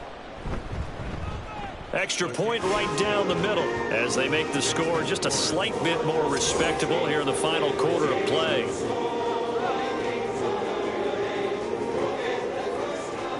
Out is the kickoff unit as they run up and send this one away. This fielded right at the goal line. And he brings us out past the 20 to the 24. Jamison Williams out onto the field as his guys take over on offense. They might want to mix something up defensively because he's been shredding them a bit, hasn't he? That he has, and even with all the changes that you know are going on the defensive side of the ball, he's still finding ways to get open, finding the right spots, and the delivery's been pretty good too. He's over 100 yards, has the 1 touchdown score to this point.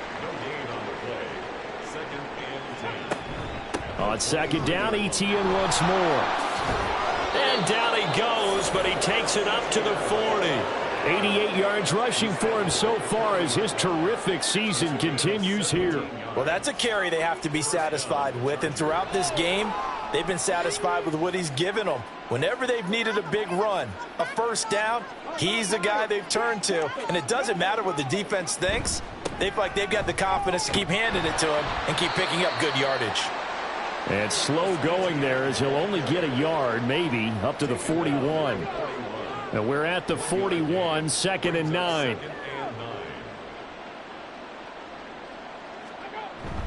Etienne once more. And he takes this up right near the 45-yard line. It's a 4-yard pickup there, and it leaves them with 3rd and 5. They'll need 5 on this play to move the sticks. From the shotgun, he'll look to throw. He's got his target. That's complete. And he is going to have the Chargers first down. They needed 5 there on 3rd down. He winds up getting 7.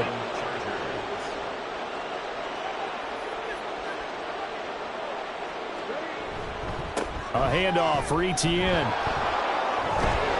And a strong run there as he'll take this all the way down to the 35. That one good for 13 and a Charger first. No doubt those are the types of carries they're looking for here, Charles. The lead in the fourth quarter. This is when coaches that have a reliable running game, they breathe a little easier on the sideline. Yeah, they love the idea that they can take the air out of the football at this point of the game. That means they're really counting on that offensive line, counting on the runners, taking care of the football. Because you're going to tell your quarterback, hey, no time to be a hero. We're not going to throw it here. Just eat up that clock. And if you have the ball, they can't score. On 2nd down, here's a keeper by the QB. And holding it may be the wrong decision as he stopped in the backfield. 2 yards the loss, and now they go from 2nd and 2 to a tough 3rd and 4.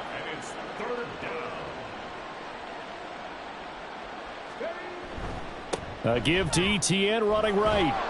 And he'll be tackled about 2 yards shy of the line to gain. A 1-yard pickup leads to 4th down.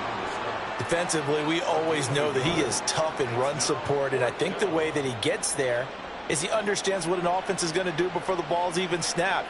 A great job of scouting prior to the game, then reading, reacting, and taking the right path to the ball carrier.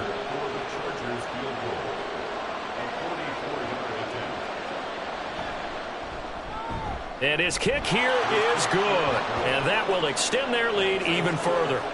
Well, ultimately not really sure that they're going to need those 3 points, but they'll take the 3 and they pad that lead. Yeah, this one's already wrapped up, but you and I both know if you're an offensive coordinator, you never let up on the gas unless the head coach tells you to do so. And maybe you've actually clicked him off in your headset. And nothing but green grass here, middle of the field. He's to the 15, 10, 5, and he will score. Touchdown, Minnesota. That was a special return, and it happened because he's a special returner. He has to have that approval from his special teams coach's head coach to bring it out of the end zone. But let's be honest, a lot of times when they bring it out of the end zone like he did there, they don't have approval. I mean, I think a lot of times they do, but correct me if I'm wrong. Sometimes it's just a guy getting a feel, right? You're exactly right. What's the old adage? Sometimes you just have to know when to break the rules. And if you do, you're taking on some responsibility. But he was happy to do so there.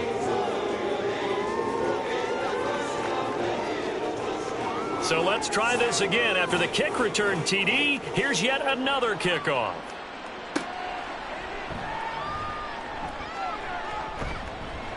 And they'll get him down inside the 30 at the 27. As the offense returns, let's take a look at running back Travis Etienne. He has been a factor in a multitude of ways. Over 100 yards rushing. He's approaching that number in the receiving category, too. And you know why I've always respected guys who can have these types of games? As a runner, you're going through a pile, people raking at the football all the time. Your hands take a beating, okay? And to be able to still go out and catch the football in open field after going through that, that guy's dynamite. He's been dynamite in this game so far. We'll see defensively if they have an answer because they need to come up with something. Now a fake on the jet sweep, and they'll instead run up the middle. And they'll get him down after a pickup of 8, 2nd and 2. 2nd and a couple. It's a gain of 8. Brings up 2nd and 2 at the 46-yard line.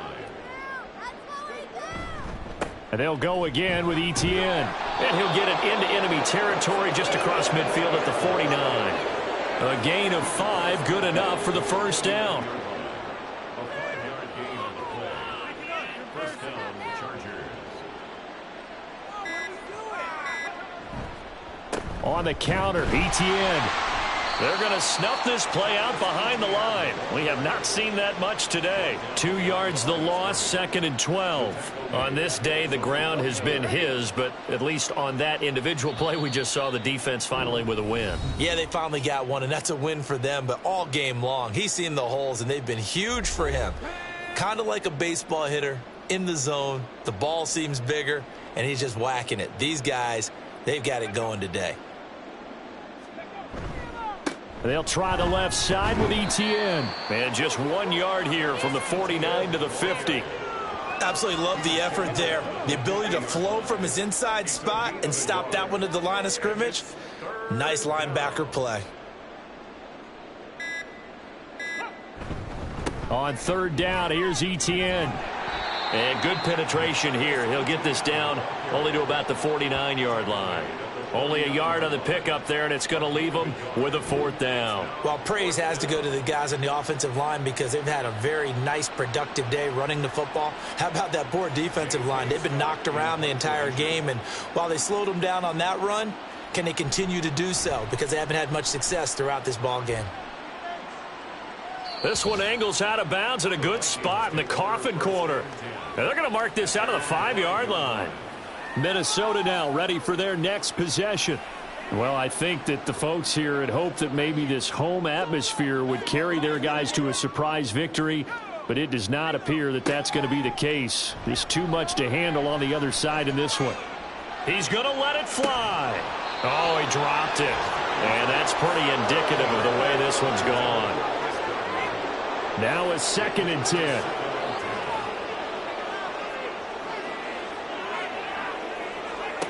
Here's Purdy. Well, the trials and tribulations of being a quarterback in this league, it's tough. It's got to be wearing on him out there. Well, he has been sacked a number of times. He had an interception, so I'm going to give him a skosh of credit for hanging in there and trying to make something happen, despite the amount of pressure he's been under this entire game. And can you believe it? It's a second safety in this ball game. Things are just going from bad to worse now. It's a safety that does him in here, and that is one frustrated offensive unit. They can't get out from under their own shadow right now. I mean, I know this is the NFL, but could you imagine a college crowd right now? Imagine what they'd be doing. They'd be chanting, "Start the bus," because they think this one is over. So a free kick situation forthcoming from the 20 as they'll punt this one away. It's taken to the 26. The Charger drive about to get going. And they just continue to roll right along, really. This has the looks of yet another victory as they hope to polish it off here in quarter number 4. Pretty solid run here on first down. Almost picked up another first, but he appears to be a few inches short. Charles, a lot of happy faces heading into the tunnel as this one ends, and understandably so. Not only did they get the win, but, boy, their offense was on fire in this ball game. And, partner, I have no idea what the top speed is on one of those high-end sports cars. What's the top gear you can get into? This offense, they certainly were there in this one, huh? Everything clicking for them in this contest, the kind of performance that they're going to cherish. So for the Chargers, they continue to roll as the win gets them to 12-2 on the year. And they'll get another road date next week. Meanwhile, for the Vikings, the loss might knock them out of playoff contention as they drop to 6-8. And they'll look to get back on track next week as they travel to Denver to take on the Broncos. And for Charles Davis and our entire crew, I'm Brandon Gaudin. You've been watching the NFL on EA Sports.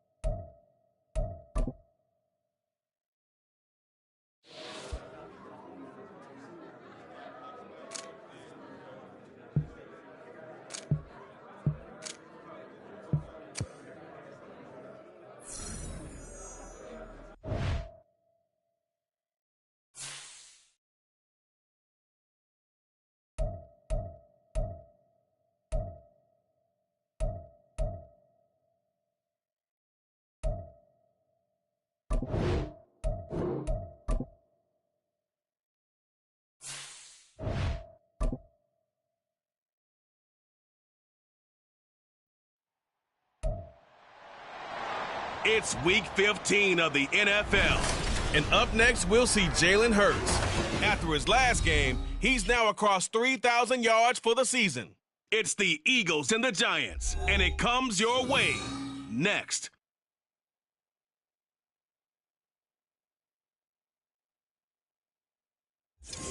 We are across the Hudson from Midtown Manhattan at MetLife Stadium in East Rutherford, New Jersey. Today on to Week 15 in the NFL, and we've got a good matchup in store, as it'll be the Philadelphia Eagles taking on the New York Giants. With Charles Davis, as always, I'm Brandon Gaudin. Charles, you talk about storylines in this one. I think it begins and ends with our two quarterbacks, certainly two of the best in the business. And nowadays, I don't think you can get by for long periods of time without a top-flight quarterback. The way the game is played, with all the responsibility he has and how the game flows through him, if he's not on the top of his game, your team's not going to benefit at all.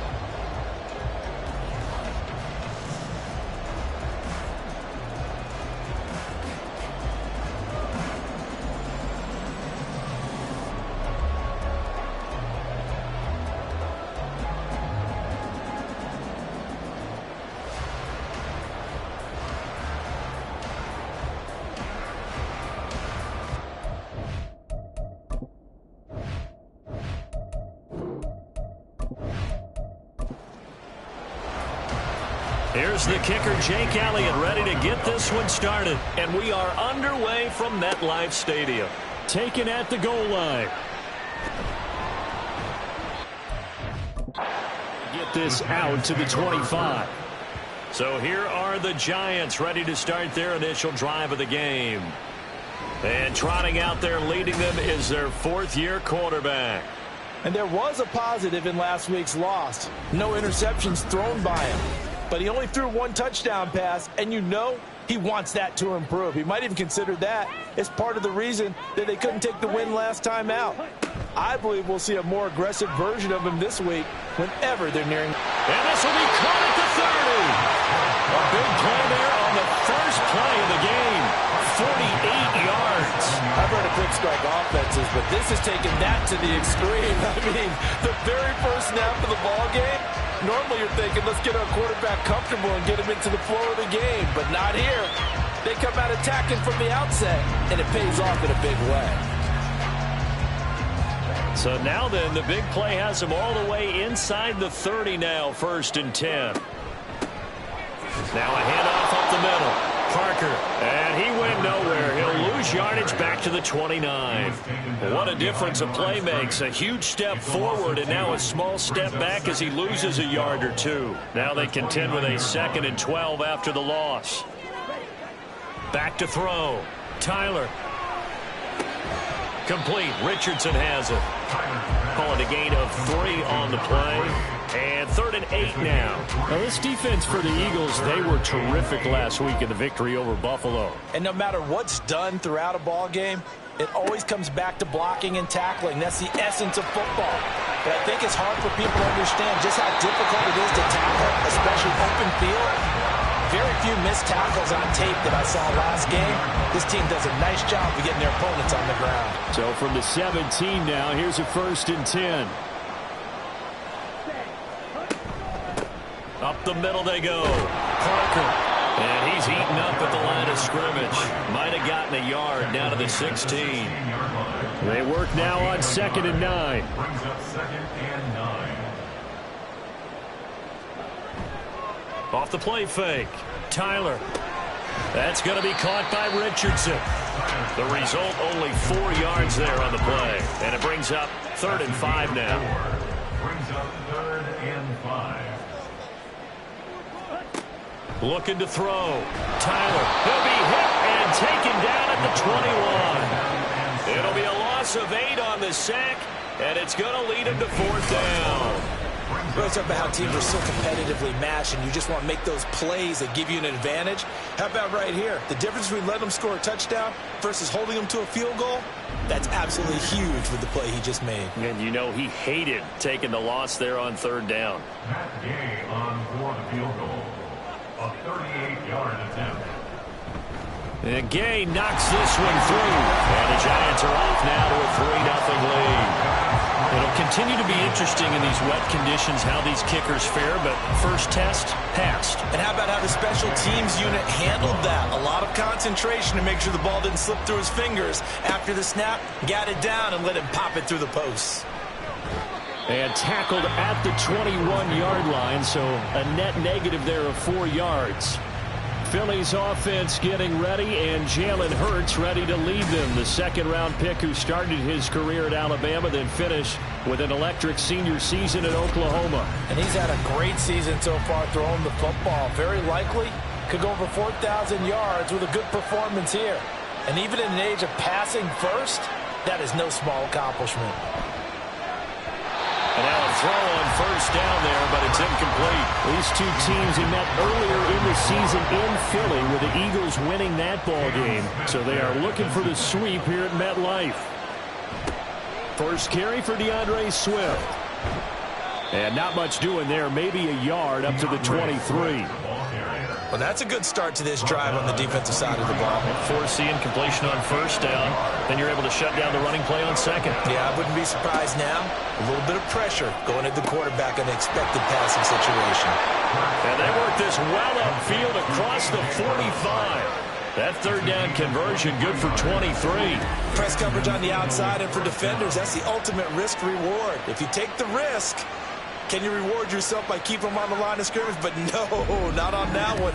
Got the step on him. Now it's just a matter of laying the ball out there for him to go get it. On 1st down, Hurts. Open man, that's Devontae Smith. And he takes this one down almost all the way to the 30. That's now a pair of explosive plays in succession, both north of 20 yards. So the drive takes him into Giants territory now, 1st and 10 at the 32-yard line. Off the play fake, here's Hurts. And it's complete right back in the hands of Smith. And this will leave him a yard short. Nice pickup of 9 yards on 1st down. The Eagles at 11-2 now, and they come in feeling pretty good after back-to-back victories, CD. And I thought that they played pretty well last week. Their execution, their discipline, their resilience, all on display in that victory. And Devontae going to pick up the Eagles' 1st down as a tackle made at the 18. Hurts. And this one complete to Smith. And he's tackled a yard short of the marker. Good gain of 9 on 1st down. Ball at the 8 here for 2nd and a yard. Maybe a touch less. They will run straight ahead with Swift. And the stop will come inside the 5 at the 4. 4 yards on the play. That's going to lead to 1st and goal.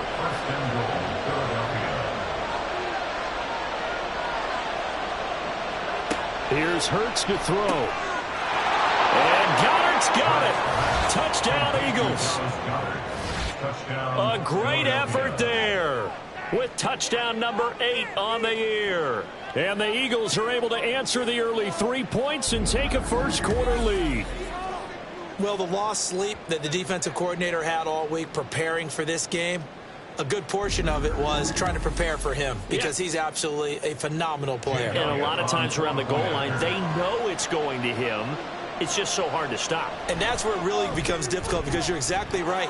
They know it's going to him, yet they still can't stop it. That tells you when you're a dominant player.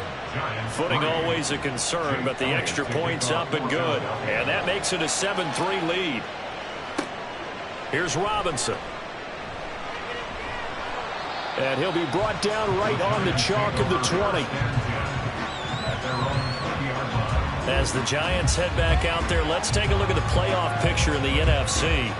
So, Charles, the season winding down, the playoffs obviously not in their future. As they look ahead to the offseason, what spots do they maybe need to fill? Well, I think that they like the guy who's calling the plays and throwing the ball. I think that he's a pretty good player. Needs some help, I think, on the perimeter, though. Help him out with receivers because I think if he gets an upgrade there, his play gets that much better, too. Now a handoff up the middle. Parker. And he'll get it up near the 35, right at the 34 here. 9 yards to pick up there, and it's a first down. And that's a nice pickup of a first down on that second down run. And at that yardage gained, they can run that play on any down. On first down, Tyler. Open man is Duvernay. So that'll be no better than an incompletion. And it's second down. You look at this Eagle defense. They've been very good against the pass so far this year. Number 4 in the NFL right now. And when you see a ranking like number 4 in the league against the pass, that's a testament to both their defensive coordinator and the general manager that crafted this unit, and now they're out executing. Throwing again on second down, but this time it's incomplete. They come up to the line now facing a 3rd and 10 after the incompletion. Back to throw. Tyler.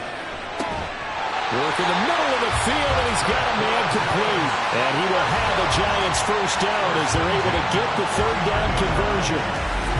So he turned to a trusted, familiar face in that 3rd down situation. It paid off. Yeah, you go to your veteran receiver in that spot, so you can't underestimate him when he's on the field. Defensively, make sure you know where he is because he understands how to get open in key situations.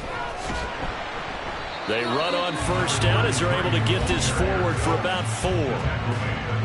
Well, look at the numbers for Parker in last week's game. 11 carries, 56 yards. They've won 2 straight games, and they've done it with the running game as the focal point of their offense. So in this contest, I don't think about doing anything else. I continue to ride the hot hand that I've established and lead with the runners.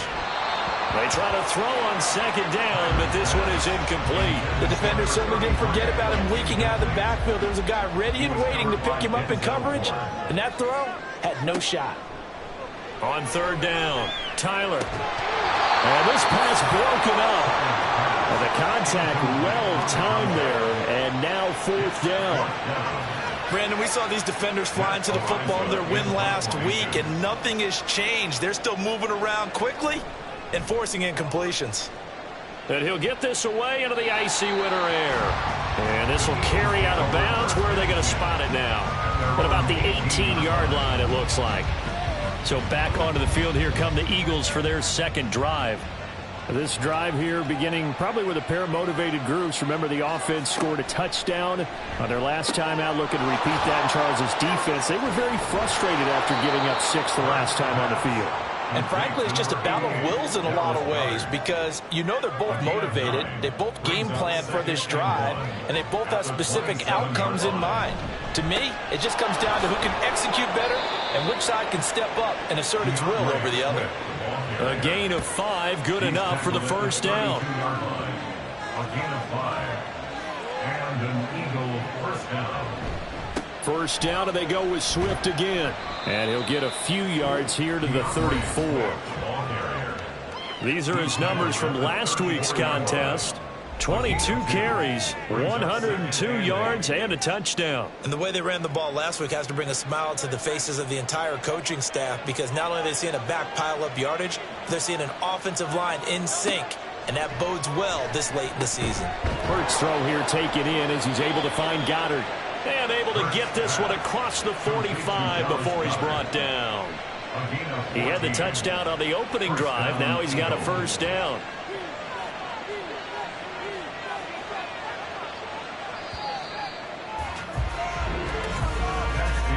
After one, 7-3 the score on EA Sports.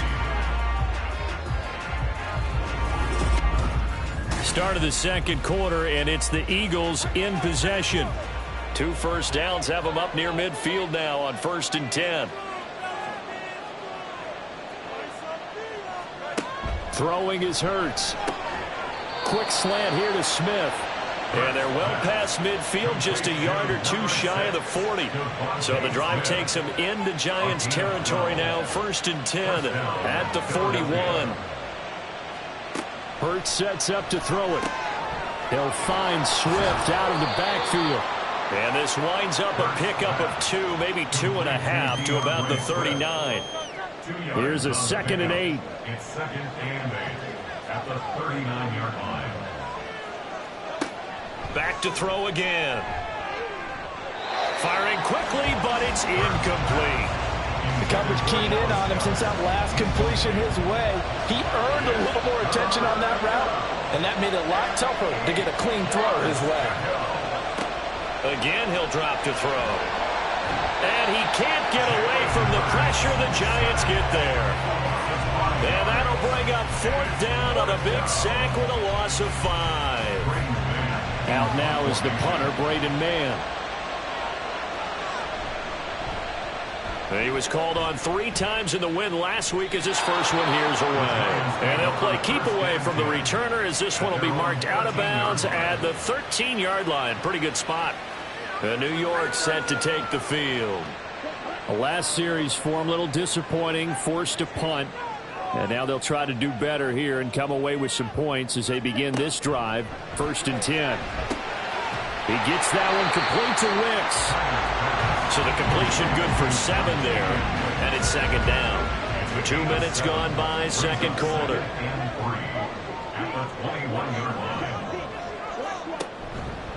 Off play action. Tyler. And his throw's going to be incomplete. I like the calmness of how he played the ball here. No panic in his eyes as that throw arrived. Tracked it from the moment it left the quarterback's hand, and that's just where he needed to be to knock it away.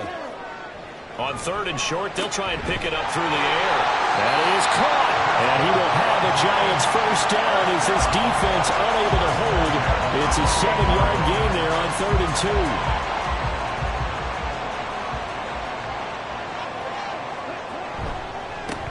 The middle they go. It's Parker. And he still has yet to get on track in this first half as they're going to stop him behind the line. 2 yards the loss, 2nd and 12. At the 26-yard line. Looking to throw. Tyler, he finds his man, complete. That's Carroll. Will go down as a gain of 6. And that'll lead here to a 3rd down. Brings up 3rd and 6. Back to throw. Tyler. And this pass broken up. Excellent coverage there on 3rd down as that was not an easy one to hold on to. It's going to be another frustrating end to a drive here. This offense, they've not been able to get anything going in this first half. And now it's going to be time to gather on the sidelines and try and figure out what's going wrong. Who has an idea? Who has a plan? Time to implement it. Good coverage there holds him to just a 2-yard return following a punt of 44. And the Eagles will have it taking over 1st and 10.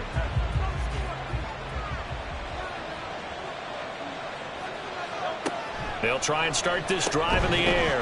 This short throw caught by Goddard. And he's going to be taken down right at the line. So no gain on the play. And it'll be 2nd down. At the 25-yard line. Now a give, right side, Swift.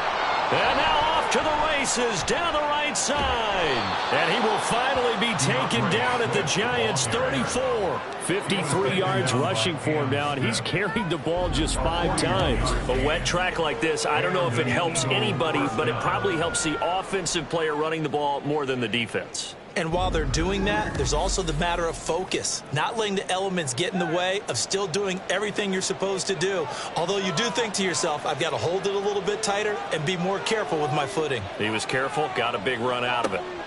They'll throw on 1st down with Hurts. And that one drops down, incomplete. Good coverage there, forced the ball free, and it's 2nd down. 2nd and 10.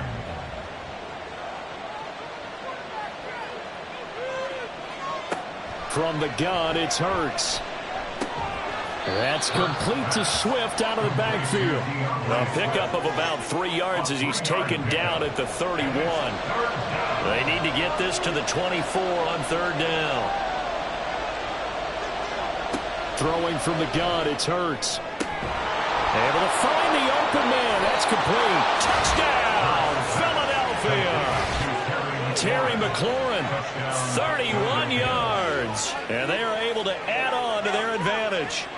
I know these wide receivers are about flash and dash and high-flying plays, but a good number of them played running back at some point in their career, and that's how they finish off a lot of their big plays, run after the catch. And this time he finishes off the big play in the end zone. Elliott on for the extra point.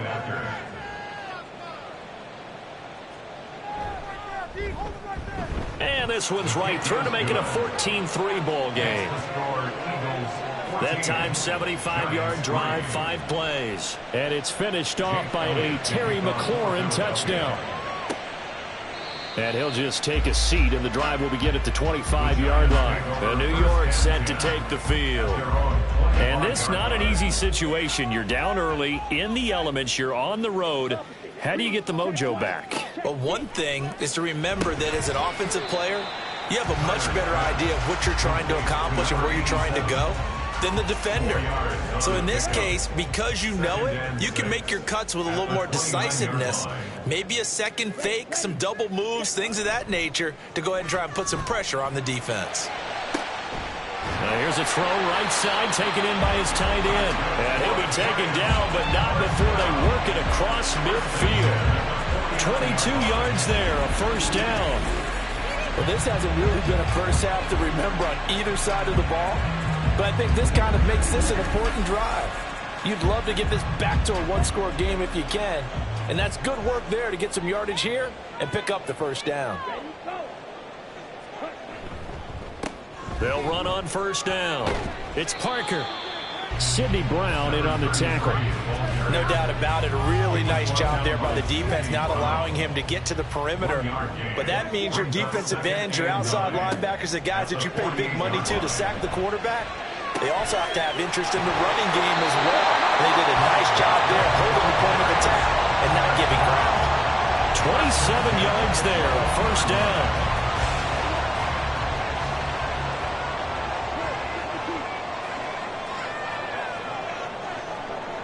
Looking to throw. Tyler. Throwing left side, it's complete. And he's brought down after a very nice gain. Chewing up big yardage. Another nice gain there. This one goes for 20. Boy, everything clicking on this drive. He's 4 for 4 now, and that throw, maybe the best of the bunch. This offense is really humming, and they pick up another 1st down. Back to throw. Tyler. And he's got his man in stride. Complete. Touchdown. A great play there. Taking it in. And the Giants are back within a score. Well, down in this part of the field, CD, they love to get him the football, and right there, a little pitch and catch for the score. Yeah, and he's such a weapon when it's that close to the end zone, and they love being able to rely on him to make those kind of catches. Talk about trust, talk about confidence, and he produces. Matt Gay on for the extra point.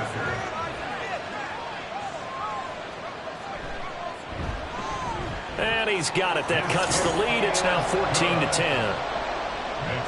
So the drive there took 6 plays, and it was polished off by a Giants touchdown. And able to take it past the 25 and up to the 28-yard line. There's Terry McLaurin, such an exciting pass catcher as this offense comes out for their next drive. Well, he's within shouting distance of a 1,000-yard season. Going to need a pretty good finish, though, if he wants to reach that mark. Well, I like how you phrased it, partner. He is within shouting distance. If he stays on this pace, he's got a shot at it. But he needs a big game in there, right, to make sure that he gets it.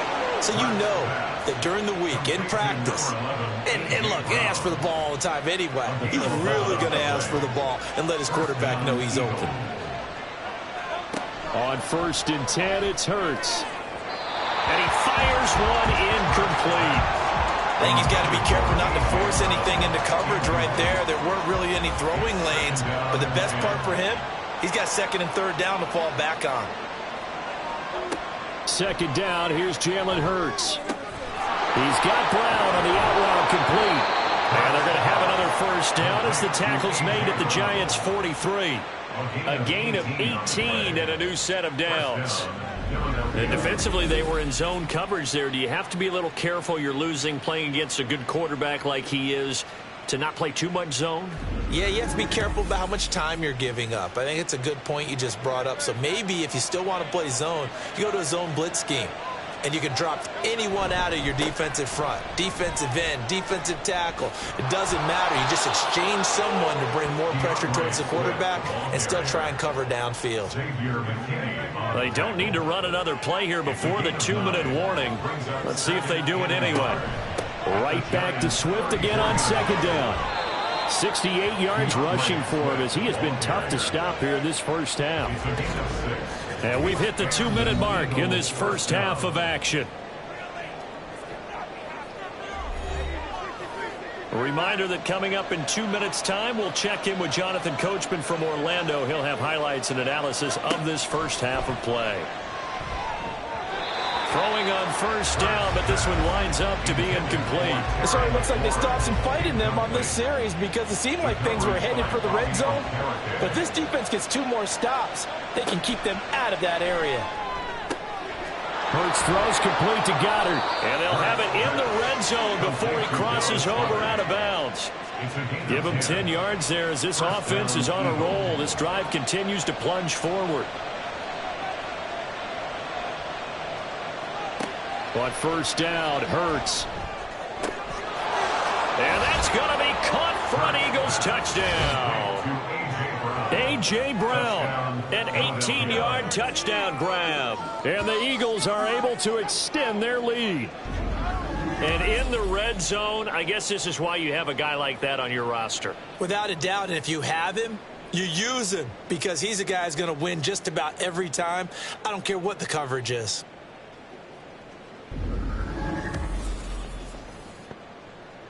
Elliott now to add the extra point.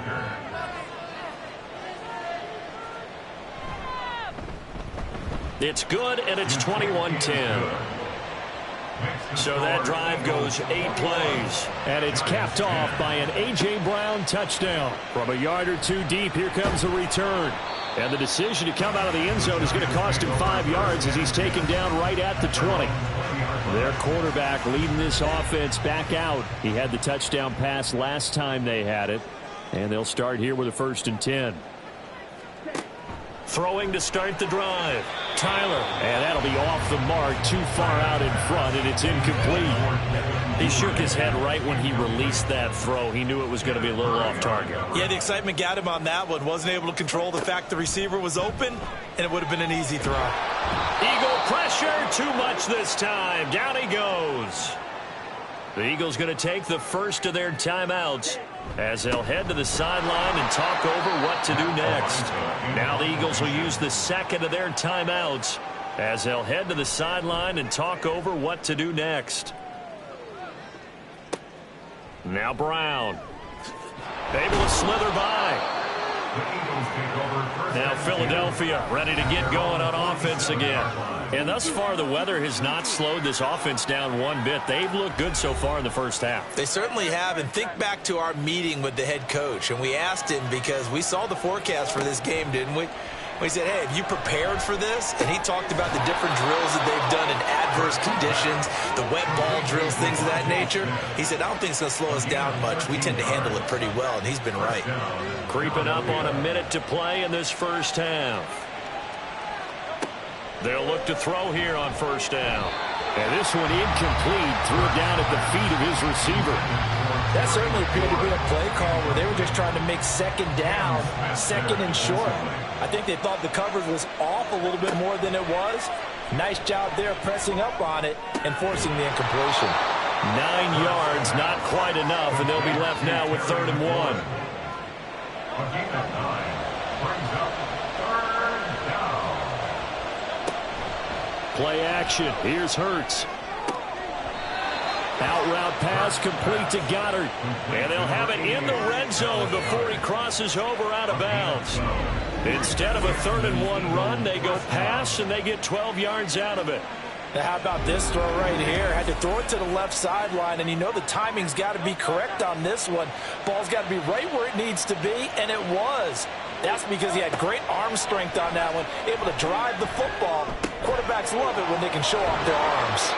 And the Eagles are going to be set up with a 1st and goal on a pass play that moves them all the way down to the 1. That catch for his career is number 589, so 11 away from 600, but it also right now ties him with Hall of Famer Fred Biletnikoff. And we remember Fred Biletnikoff well because of the way he went about his business in catching the football. And we're seeing something similar here. Someone who runs precise routes, has excellent hands, and knows how to get the ball to the end zone. The kick by Elliott is good, and the lead grows to 14 and 24-10.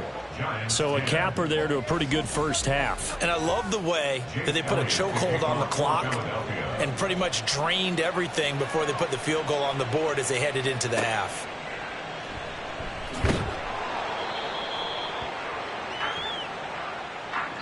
So we've reached halftime here, and it's our visitors, the Eagles, leading this one. As we'll send you down the coast now to Orlando, that's where we find Jonathan Coachman, ready with our EA Sports Halftime Report. Coach. Okay, Brandon, time for a sprint to the finish, as it's time to get you caught up with what's happening around the NFL here in a pivotal Week 15. We'll get started up at Lucas Oil Stadium in the capital city of Indianapolis. And it's the Buccaneers who are out in front with that game closing in on halftime. Mike Evans, a touchdown reception. From there, we head up to the Motor City to check in on the Lions at home at Ford Field. And you can see, currently, they trail in that ball game. Jackson Smith-Njigba, a touchdown reception. Lastly, let's get up to Buffalo to check on the Bills. And that one, all tied.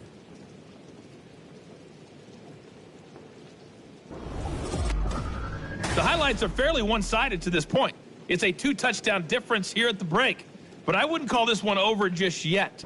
I think there could still be some fireworks yet to come. All right, Coach, thank you very much. As we welcome you back for quarter number 3. Forecast calling for more of the same. The rain set to continue as we are underway in the second half. And he's up past the 20 to the 22-yard line. The Eagles ready to go on offense to begin quarter number 3. Hurts and the Eagles come up here 1st and 10 at their own 22. They'll come out throwing here to start the drive. And that is incomplete. He couldn't hold on through the contact. Brings up 2nd down. Brings up 2nd and 10 at the 22-yard line. Swift going to try up the middle. And a nice run past the 30-yard line there. 77 yards for him on the ground now as he has been terrific here this afternoon. They'll try and run here with Swift. And he is going to lose yardage here. He lost a big chunk, 6 yards there, and it leads to 4th down. That's what this defense is going to need to do more in the second half. Good pressure that time, forces some indecision in the backfield. He's going to wind up being taken down for a nice loss. The Eagles send out their punter now as he'll kick it away for the 2nd time. That's returnable now for Smith. Call it an even 40-yard punt, 7 though on the return. And it'll be Giant football 1st and 10. Good starting field position for the New York Giants here as they come up 1st and 10 at the 40. Throwing to start the drive. Tyler. That's complete to Wicks. And he's brought down. They may want to go back to that one. First play of the drive, good for 15 and a 1st down. Well, this is where reading defenses and practice time comes into play. You've got to know what you're running versus zone versus man and how to run the proper route. And they just executed that one pretty well. Here's a pass swung out left to his running back.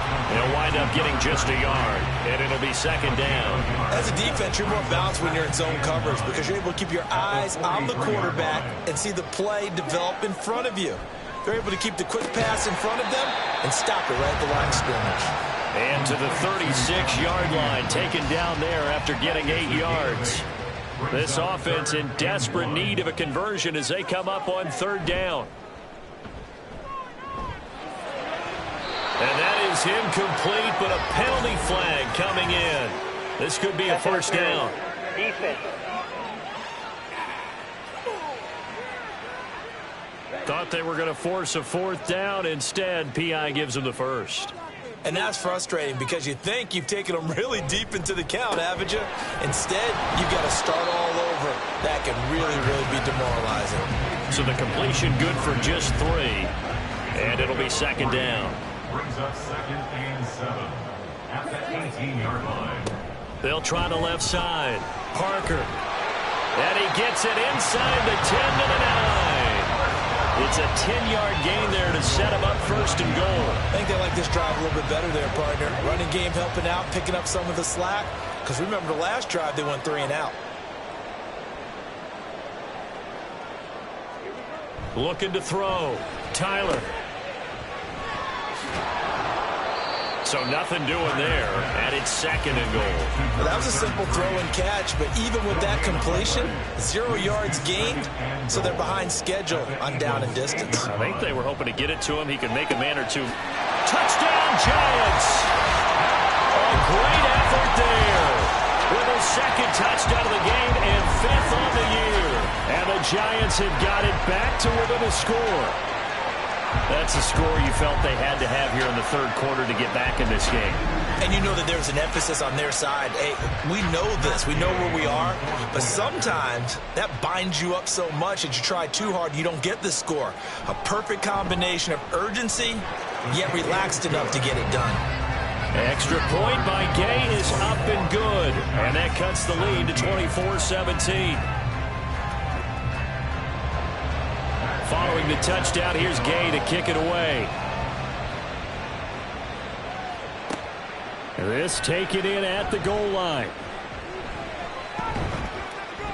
And he'll be stopped right around where he would have been had he gone down to a knee, maybe a yard shy of there at the 24.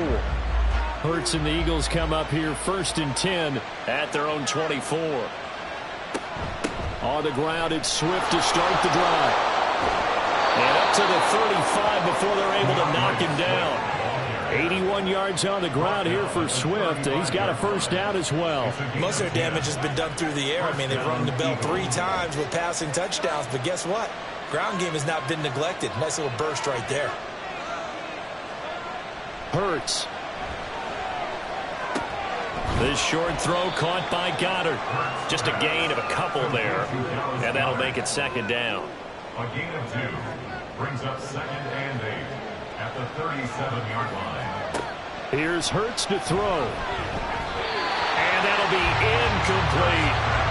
Not his best throw there, but where we sit right now in the third quarter, he's had a pretty good game throwing the football. He certainly has, and it's not exactly the point where we're doing 4-minute offense yet, but they've got to think about, I'm not going to say milking the clock, but understanding clock management here. And he's free going down the left side. It's a foot race.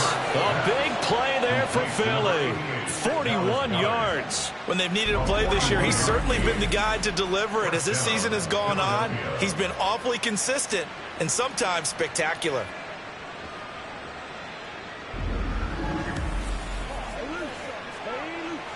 So the big play gets him all the way down to the outskirts of the red zone here for 1st and 10.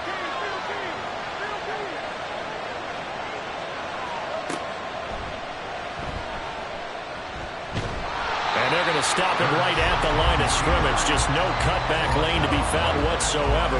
2nd and 10. Brings up 2nd and 10 at the 22-yard line. On the handoff, this is Swift. 2 runs in a row, but only 2 yards to show for it. Just not a whole lot of room to operate there on that carry. No, not at all. They did a really nice job staying in their proper places and not allowing any lanes to open up. Work in the middle of the field, and he's got a man complete. And the Eagles are going to have 1st and goal as they try to finish off this drive with 6 points. Whenever we talk about moving the sticks and controlling the football, there's a great example right there. Those are the third downs you need to convert to win football games. We're in the third quarter of this one, and this is a tight one. In order to maintain pace, keep the ball away from the other team, and put points on the board, those are the plays they need to continue to convert.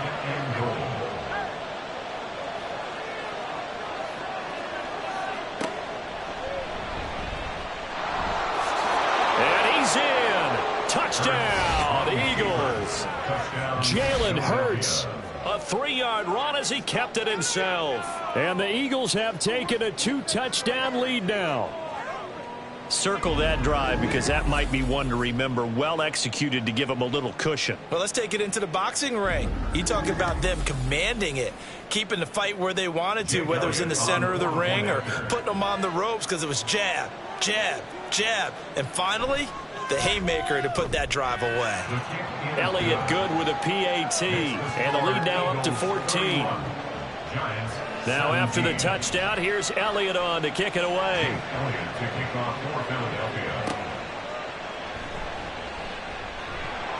And good coverage there on special teams as they'll get him down shy of the 20. The Giants offense now, they get ready to head back on the field.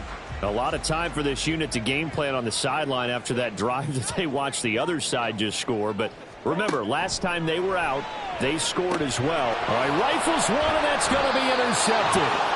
It's Sidney Brown with it, and his guys will take over at the 25-yard line. Okay, partner, no surprise to you. I'm going to look at this from the defensive perspective. In the rain, you have to be more cautious trying to cover passing routes. Why? The offense knows where they're going with the football. The receiver knows the route he's going to run. You have to make sure you keep your footing underneath you. And out now come the Eagles. And they'll have good field position here following the interception and a chance to build on their lead as they start with a 1st and 10. Throwing is Hurts. Throwing for Smith on the out route, and it's caught. And he'll go out of bounds in the red zone just inside the 20. 2nd down and 4. A 6-yard pickup brings up 2nd and 4. Hurts sets up to throw it. And, he's unable to hold on to that defensively. A potential game changer, but it falls incomplete. Well, they were handed great starting field position on this drive, but now they face a 3rd and 4. A throw there, but that's going to wind up incomplete. Has to be a little bit of frustration there. Back-to-back incompletions. Receivers blanketed on both attempts, this time on 3rd down. A 36-yard attempt. The kick by Elliott is good, and that will extend their lead even further. So the interception set him up with terrific field position, but 3 points, the end result. Yeah, we can make this one pretty simple, partner. You always want to end drives with points, but that's one that you're going to look back on and probably say, we should have done better there. And no alley to be found. The coverage was solid, and he's dropped at the 18. Here's the Giant offense now as they get ready to take over here. I kind of feel like they've reached a do-or-die point in this game, Charles. If they're going to try to pull off an impressive comeback, it has to start right here, right now. Yeah, now they've got a final chance to get out of this situation, but they also understand they've got to move the ball and move it fast. In addition, they need to save as much time so they can get 2 more possessions.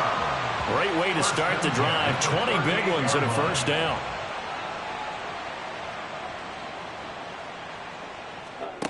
Back to throw. Tyler, he finds his man, complete. That's Carroll. And that play went nowhere. Losing yardage. It'll be back at the 36. Heck of a play there to get to him quickly and get him down for a loss. I think they did a really nice job getting ready for this game, scouting, watching film, and understanding defensively what the play design was. To throw on 2nd down. Tyler. Open man is Duvernay. They get 11 back on that one. It leads to 3rd down. They sure put the coverage guys in a stress on that one. They thought they were going deep. Ends up curling inside for a nice chunk of yardage. On 3rd and short, they'll try option left. And I don't think he got there. No, they stop him right where it all started. Call it no gain on the keeper, and it's going to bring up a 4th down. Another down on the scoreboard, but the urge to go for it is almost irresistible here on 4th and short. Yeah, I know they're on their own side of the field. I was going to say. Normally I would say punt the ball away, but I'm feeling it. I say go for it. They'll get off a fairly short kick here as this is toward the sideline. Here's the Philadelphia offensive unit now as they head out to take over possession. And now you've got the clock winding down here in the third quarter. You're 3 scores to the good. What's your approach on this drive? Too early to fully commit to playing the clock game. Yet at the same time, you're also not going pell-mell like you would in 2-minute offense. This is what NFL offenses call 4-minute football. Take the clock out of the game a little bit, wind it down, but at the same time, keep advancing the ball down the field.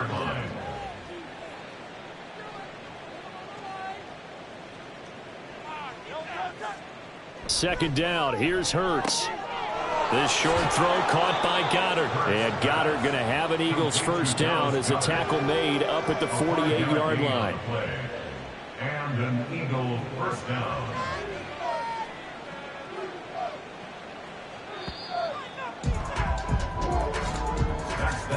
And as they come to the line, they will not be able to get off another play as time has run out on this third quarter.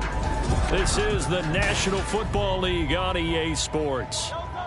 Welcome back now here in East Rutherford. It's the Eagles in possession of the football and leading this one as we get ready to start the final quarter. And just no chance of turning the corner. He can only get back to the line of scrimmage. 2nd and 10 coming up. 2nd and 10 at their 48-yard line. Right back to Swift again on 2nd down. And he's going to get this past the 50 and into Giant territory. 4 yards the gain, and it'll bring up a 3rd down. A gain of 4, and it's 3rd down. Now back to throw. Oh, he had him.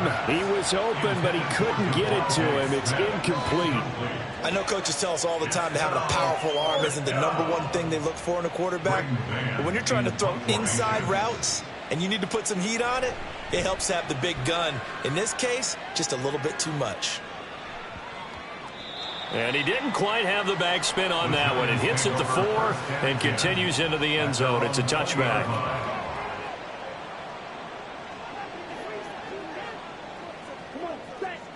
Throwing on first down. Tyler. Throw left side complete. That's Carroll. And he stopped right at the 25 after a gain of 5. Here's a 2nd and 5 now from the 25. At the 25-yard line. Looking to throw. Tyler. Now a quick throw there, but it's going to be incomplete.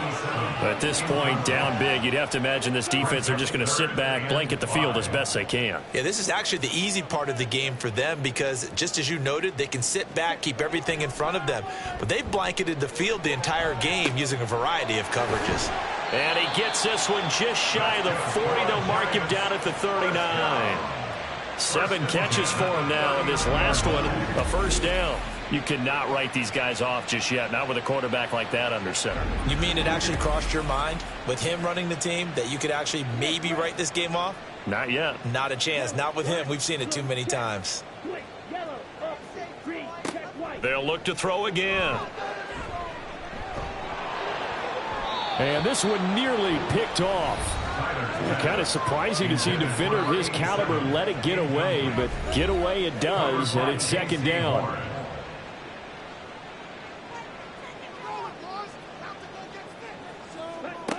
They'll stick with the passing game as he looks to throw. A lot of times it's that first read that you have. Maybe you get it in pre-snap, and he locked in on his target, but he was covered quite well, and that one's incomplete. Back to throw again. That is caught. And he goes down, but not before getting this inside the 25. On 3rd and 10, they go flying past the marker and get nearly 40 yards. To get back in this ball game, big plays are going to be necessary. And here's one right on cue. Coming up with 3 scores here in the 4th is not going to be an easy task, but that's good work there to bite off a chunk of yards. So the big play gets him all the way down to the outskirts of the red zone here for 1st and 10. They'll try the left side. It's Parker. 5 yards is the tally on first down. That brings up 2nd and 5. Parker on the tackle. A gain of 5 brings up 2nd and 5. At the Eagles' Back to throw. 18-yard Tyler. That's taken in by Duvernay. And the Giants are going to have a 1st and goal as he's taken down at about the 8-yard line. 1st and goal, and they got to be thinking a chance to get right back into this football game.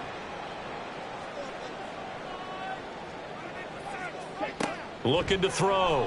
Tyler. Throwing right, and that's complete.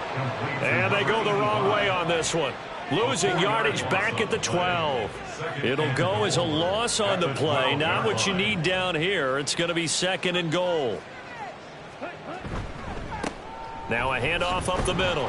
Parker. And he'll fight his way down right around the 12. Only a yard there, and that'll bring us to 3rd and goal. A gain of 1 yard on the play. It's now 3rd and goal. Back to throw. Tyler. Touchdown! Devin Duvernay. A 12-yard touchdown grab. And the Giants have got it back to a 2-score game here in the 4th. So a little bit of a letdown there defensively. I mean, look, you're still 2 scores to the good, CD, but things may be a little more uncomfortable than they had hoped. Yeah, if you'd kept them out of the end zone there, this game's over. You've locked the door on them. Instead, it's still open a little bit, and they've got a puncher's chance. After the touchdown, it's Gay to kick this one away.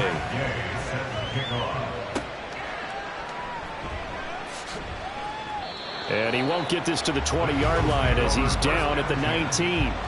Here comes Eagle offense now as they get set to take over here. Now, there are 2 scores on the plus side. Still time here in this 4th quarter, but maybe you start thinking about playing keep away? Yeah, I think here's the situation. You're not thinking touchdowns anymore. You're just thinking first downs. To keep up with your theme there, playing keep away, first downs, they can't touch the ball. Off the play fake, here's Hurts. That's going to be caught downfield by McLaurin. A big play there for Philly. 48 yards. That catch for his career's number 731, and that's the number that Calvin Johnson ended with when he stopped his career in 2016. Yeah, what could have been for him. So maybe now what we'll see is someone else continue to elevate their game and put this number well in his rearview mirror. I think 800, not out of line here.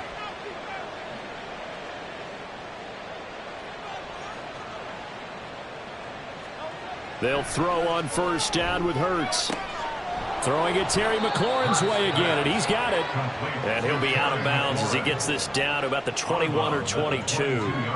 2nd down and a little more than a yard here.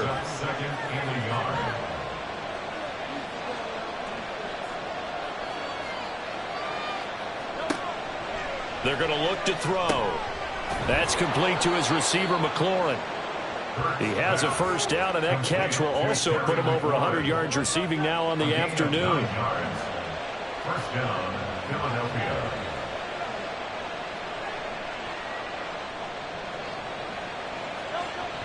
Again, he'll drop to throw. And that is incomplete. Oh, the coverage a little too good there, and it's 2nd down. It's now 2nd and 10.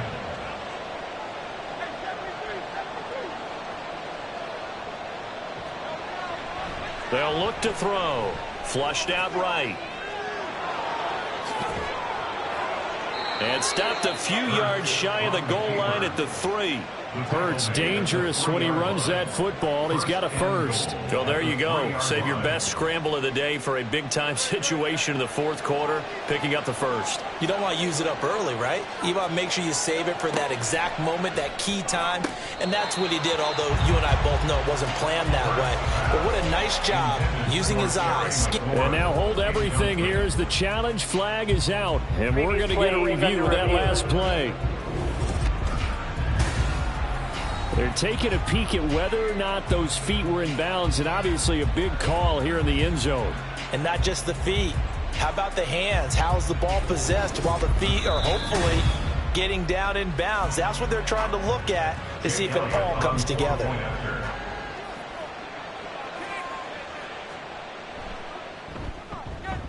Elliott good on the extra point, and that'll make this a 3-score game now. The lead moves to 17.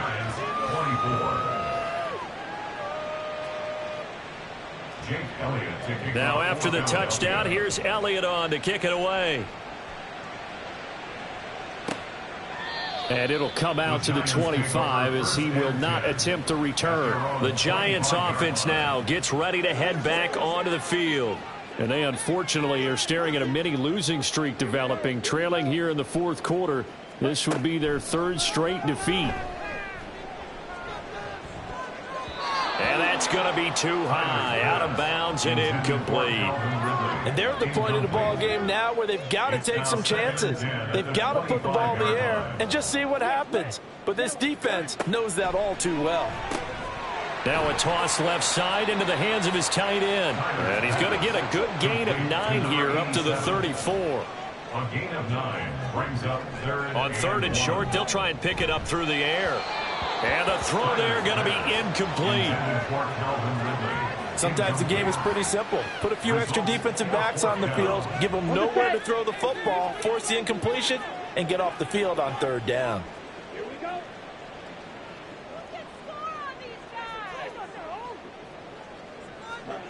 Got to try it here. He's back to throw. And it's incomplete. They cannot convert, and they turn it over. The Giants go on fourth, but come up empty. And the Eagles are going to take over in great field position. Well, at this stage of the game in the second half, down 3 scores, I guess they felt like they needed to push. And let's face it, with this deficit, if they give up another score here after they didn't get it, does it really matter? Right. It really doesn't. There he goes, right side. Touchdown, Philadelphia. DeAndre Swift with his 17th rushing touchdown on the year. And the Eagles are closing in on a third straight win as they widen the gap further here in the fourth quarter. Well, it has been the passing game that's really been responsible for much of the scoring so far. But let's not forget about this running attack. They're pretty good, too, as evidenced right there. And I think, Brandon, the fact that they've thrown the ball so well contributed to that touchdown because that was a defense that was really keyed up to cover those receivers. All they wanted to do was blanket them. They didn't have enough men in the box to stop the run, and you saw the end result. Elliott good with a PAT, and the lead is now 24. Now after the touchdown, here's Elliott on to kick it away. This fielded right at the goal line. And they will wrangle him down a couple yards shy of the 30. And New York set to take the field. Well, this game, it has had no shortage of offense. They've been able to put up a decent amount of points on this side, Charles. They just have not been able to keep pace with the other offense they're going against here. Yeah, it's a good way of pointing things out because now it's not a total loss because, as you said, they've scored some points, so there's some plays they can build on, moments where the game plan actually worked. But overall, though, they were just out personnel. They were going up against a team that's playing at an elite level. He'll try again with the arm here on second down. That's to the right sideline, and it falls incomplete. They have to like what they've done defensively here at the outset of this drive. They forced a couple of incomplete passes, bring up a 3rd and 10. Don't be surprised to bring a little pressure on this snap. He's got his target. That's complete. He's to the 15. Touchdown, Giants. Calvin Ridley, 72 yards. And the Giants are able to make some inroads here to that deficit. He's got them out now to a 3-score lead here in the fourth quarter after that one, CD. And well, he looked right off the line like he knew that that ball was coming his way, and he secured it for 6 points. Yeah, and I think when you're leading by a healthy margin already, it actually loosens you up and allows you to take maybe a few more chances and definitely play with more confidence because he certainly saw something he could exploit the defense. They made sure to let his quarterback know, just get it to me. And the rest was all up to him, and he delivered and made it a 3-score game. So still lots of work left to do, but here comes the onside kick. And the Eagles dodge a bullet. They cover it up. Fourth quarter, they felt like they needed the football back. Unfortunately, they couldn't get it. And I know we brought analytics into the game, and someone has said here that the data says that when a team's expecting an onside kick, 80% of the time, the team expecting it, they do actually recover the ball, which is what we saw here. I just wonder if that number is much more of a anecdotal type of a number. Kind of like when the coaches tell us, well, when you score on special teams, 93% of the time you win the game. I'm still waiting to see that number is empirical. A little bit of space there for the first down run as that's going to get him about 5 yards. Coming up on the final 2.5 minutes. And boy, has it been fun to watch this offense operate. Quite the display, and now they look to polish it off. Right back to Swift again on second down. And he's dropped just before the line to gain. 4-yard pickup leaves him with 3rd and 1. I like it. I like the call. Still an opportunity to run the football and chew up a little more time off the clock. So it's Eagle football here as we get you reset. 3rd down and 1. And let's see what they've come up with offensively after having time to talk it over. Over the middle to Smith. And he is going to have an Eagles first down as they're able to convert on 3rd and short yardage with a gain of 4. He's been the go-to guy. They needed a big play there on 3rd down. Went his way. It worked out. Doesn't matter whether they scouted it or that they think he's going to get the ball. He has a knack for finding his way open and completing the connection. On 1st and 10, it's Swift. And they're going to stop him right at the line of scrimmage. Just no cutback lane to be found whatsoever. 2nd and 10. No gain on the play. Brings up 2nd and 10 at the 33-yard line. Once again, it's Swift. The 2nd down play, not much better than the first. Just a gain of 1 there. I know that speed is the hallmark of today's NFL game, but the key to good rushing defense is still having your linebackers set the edge.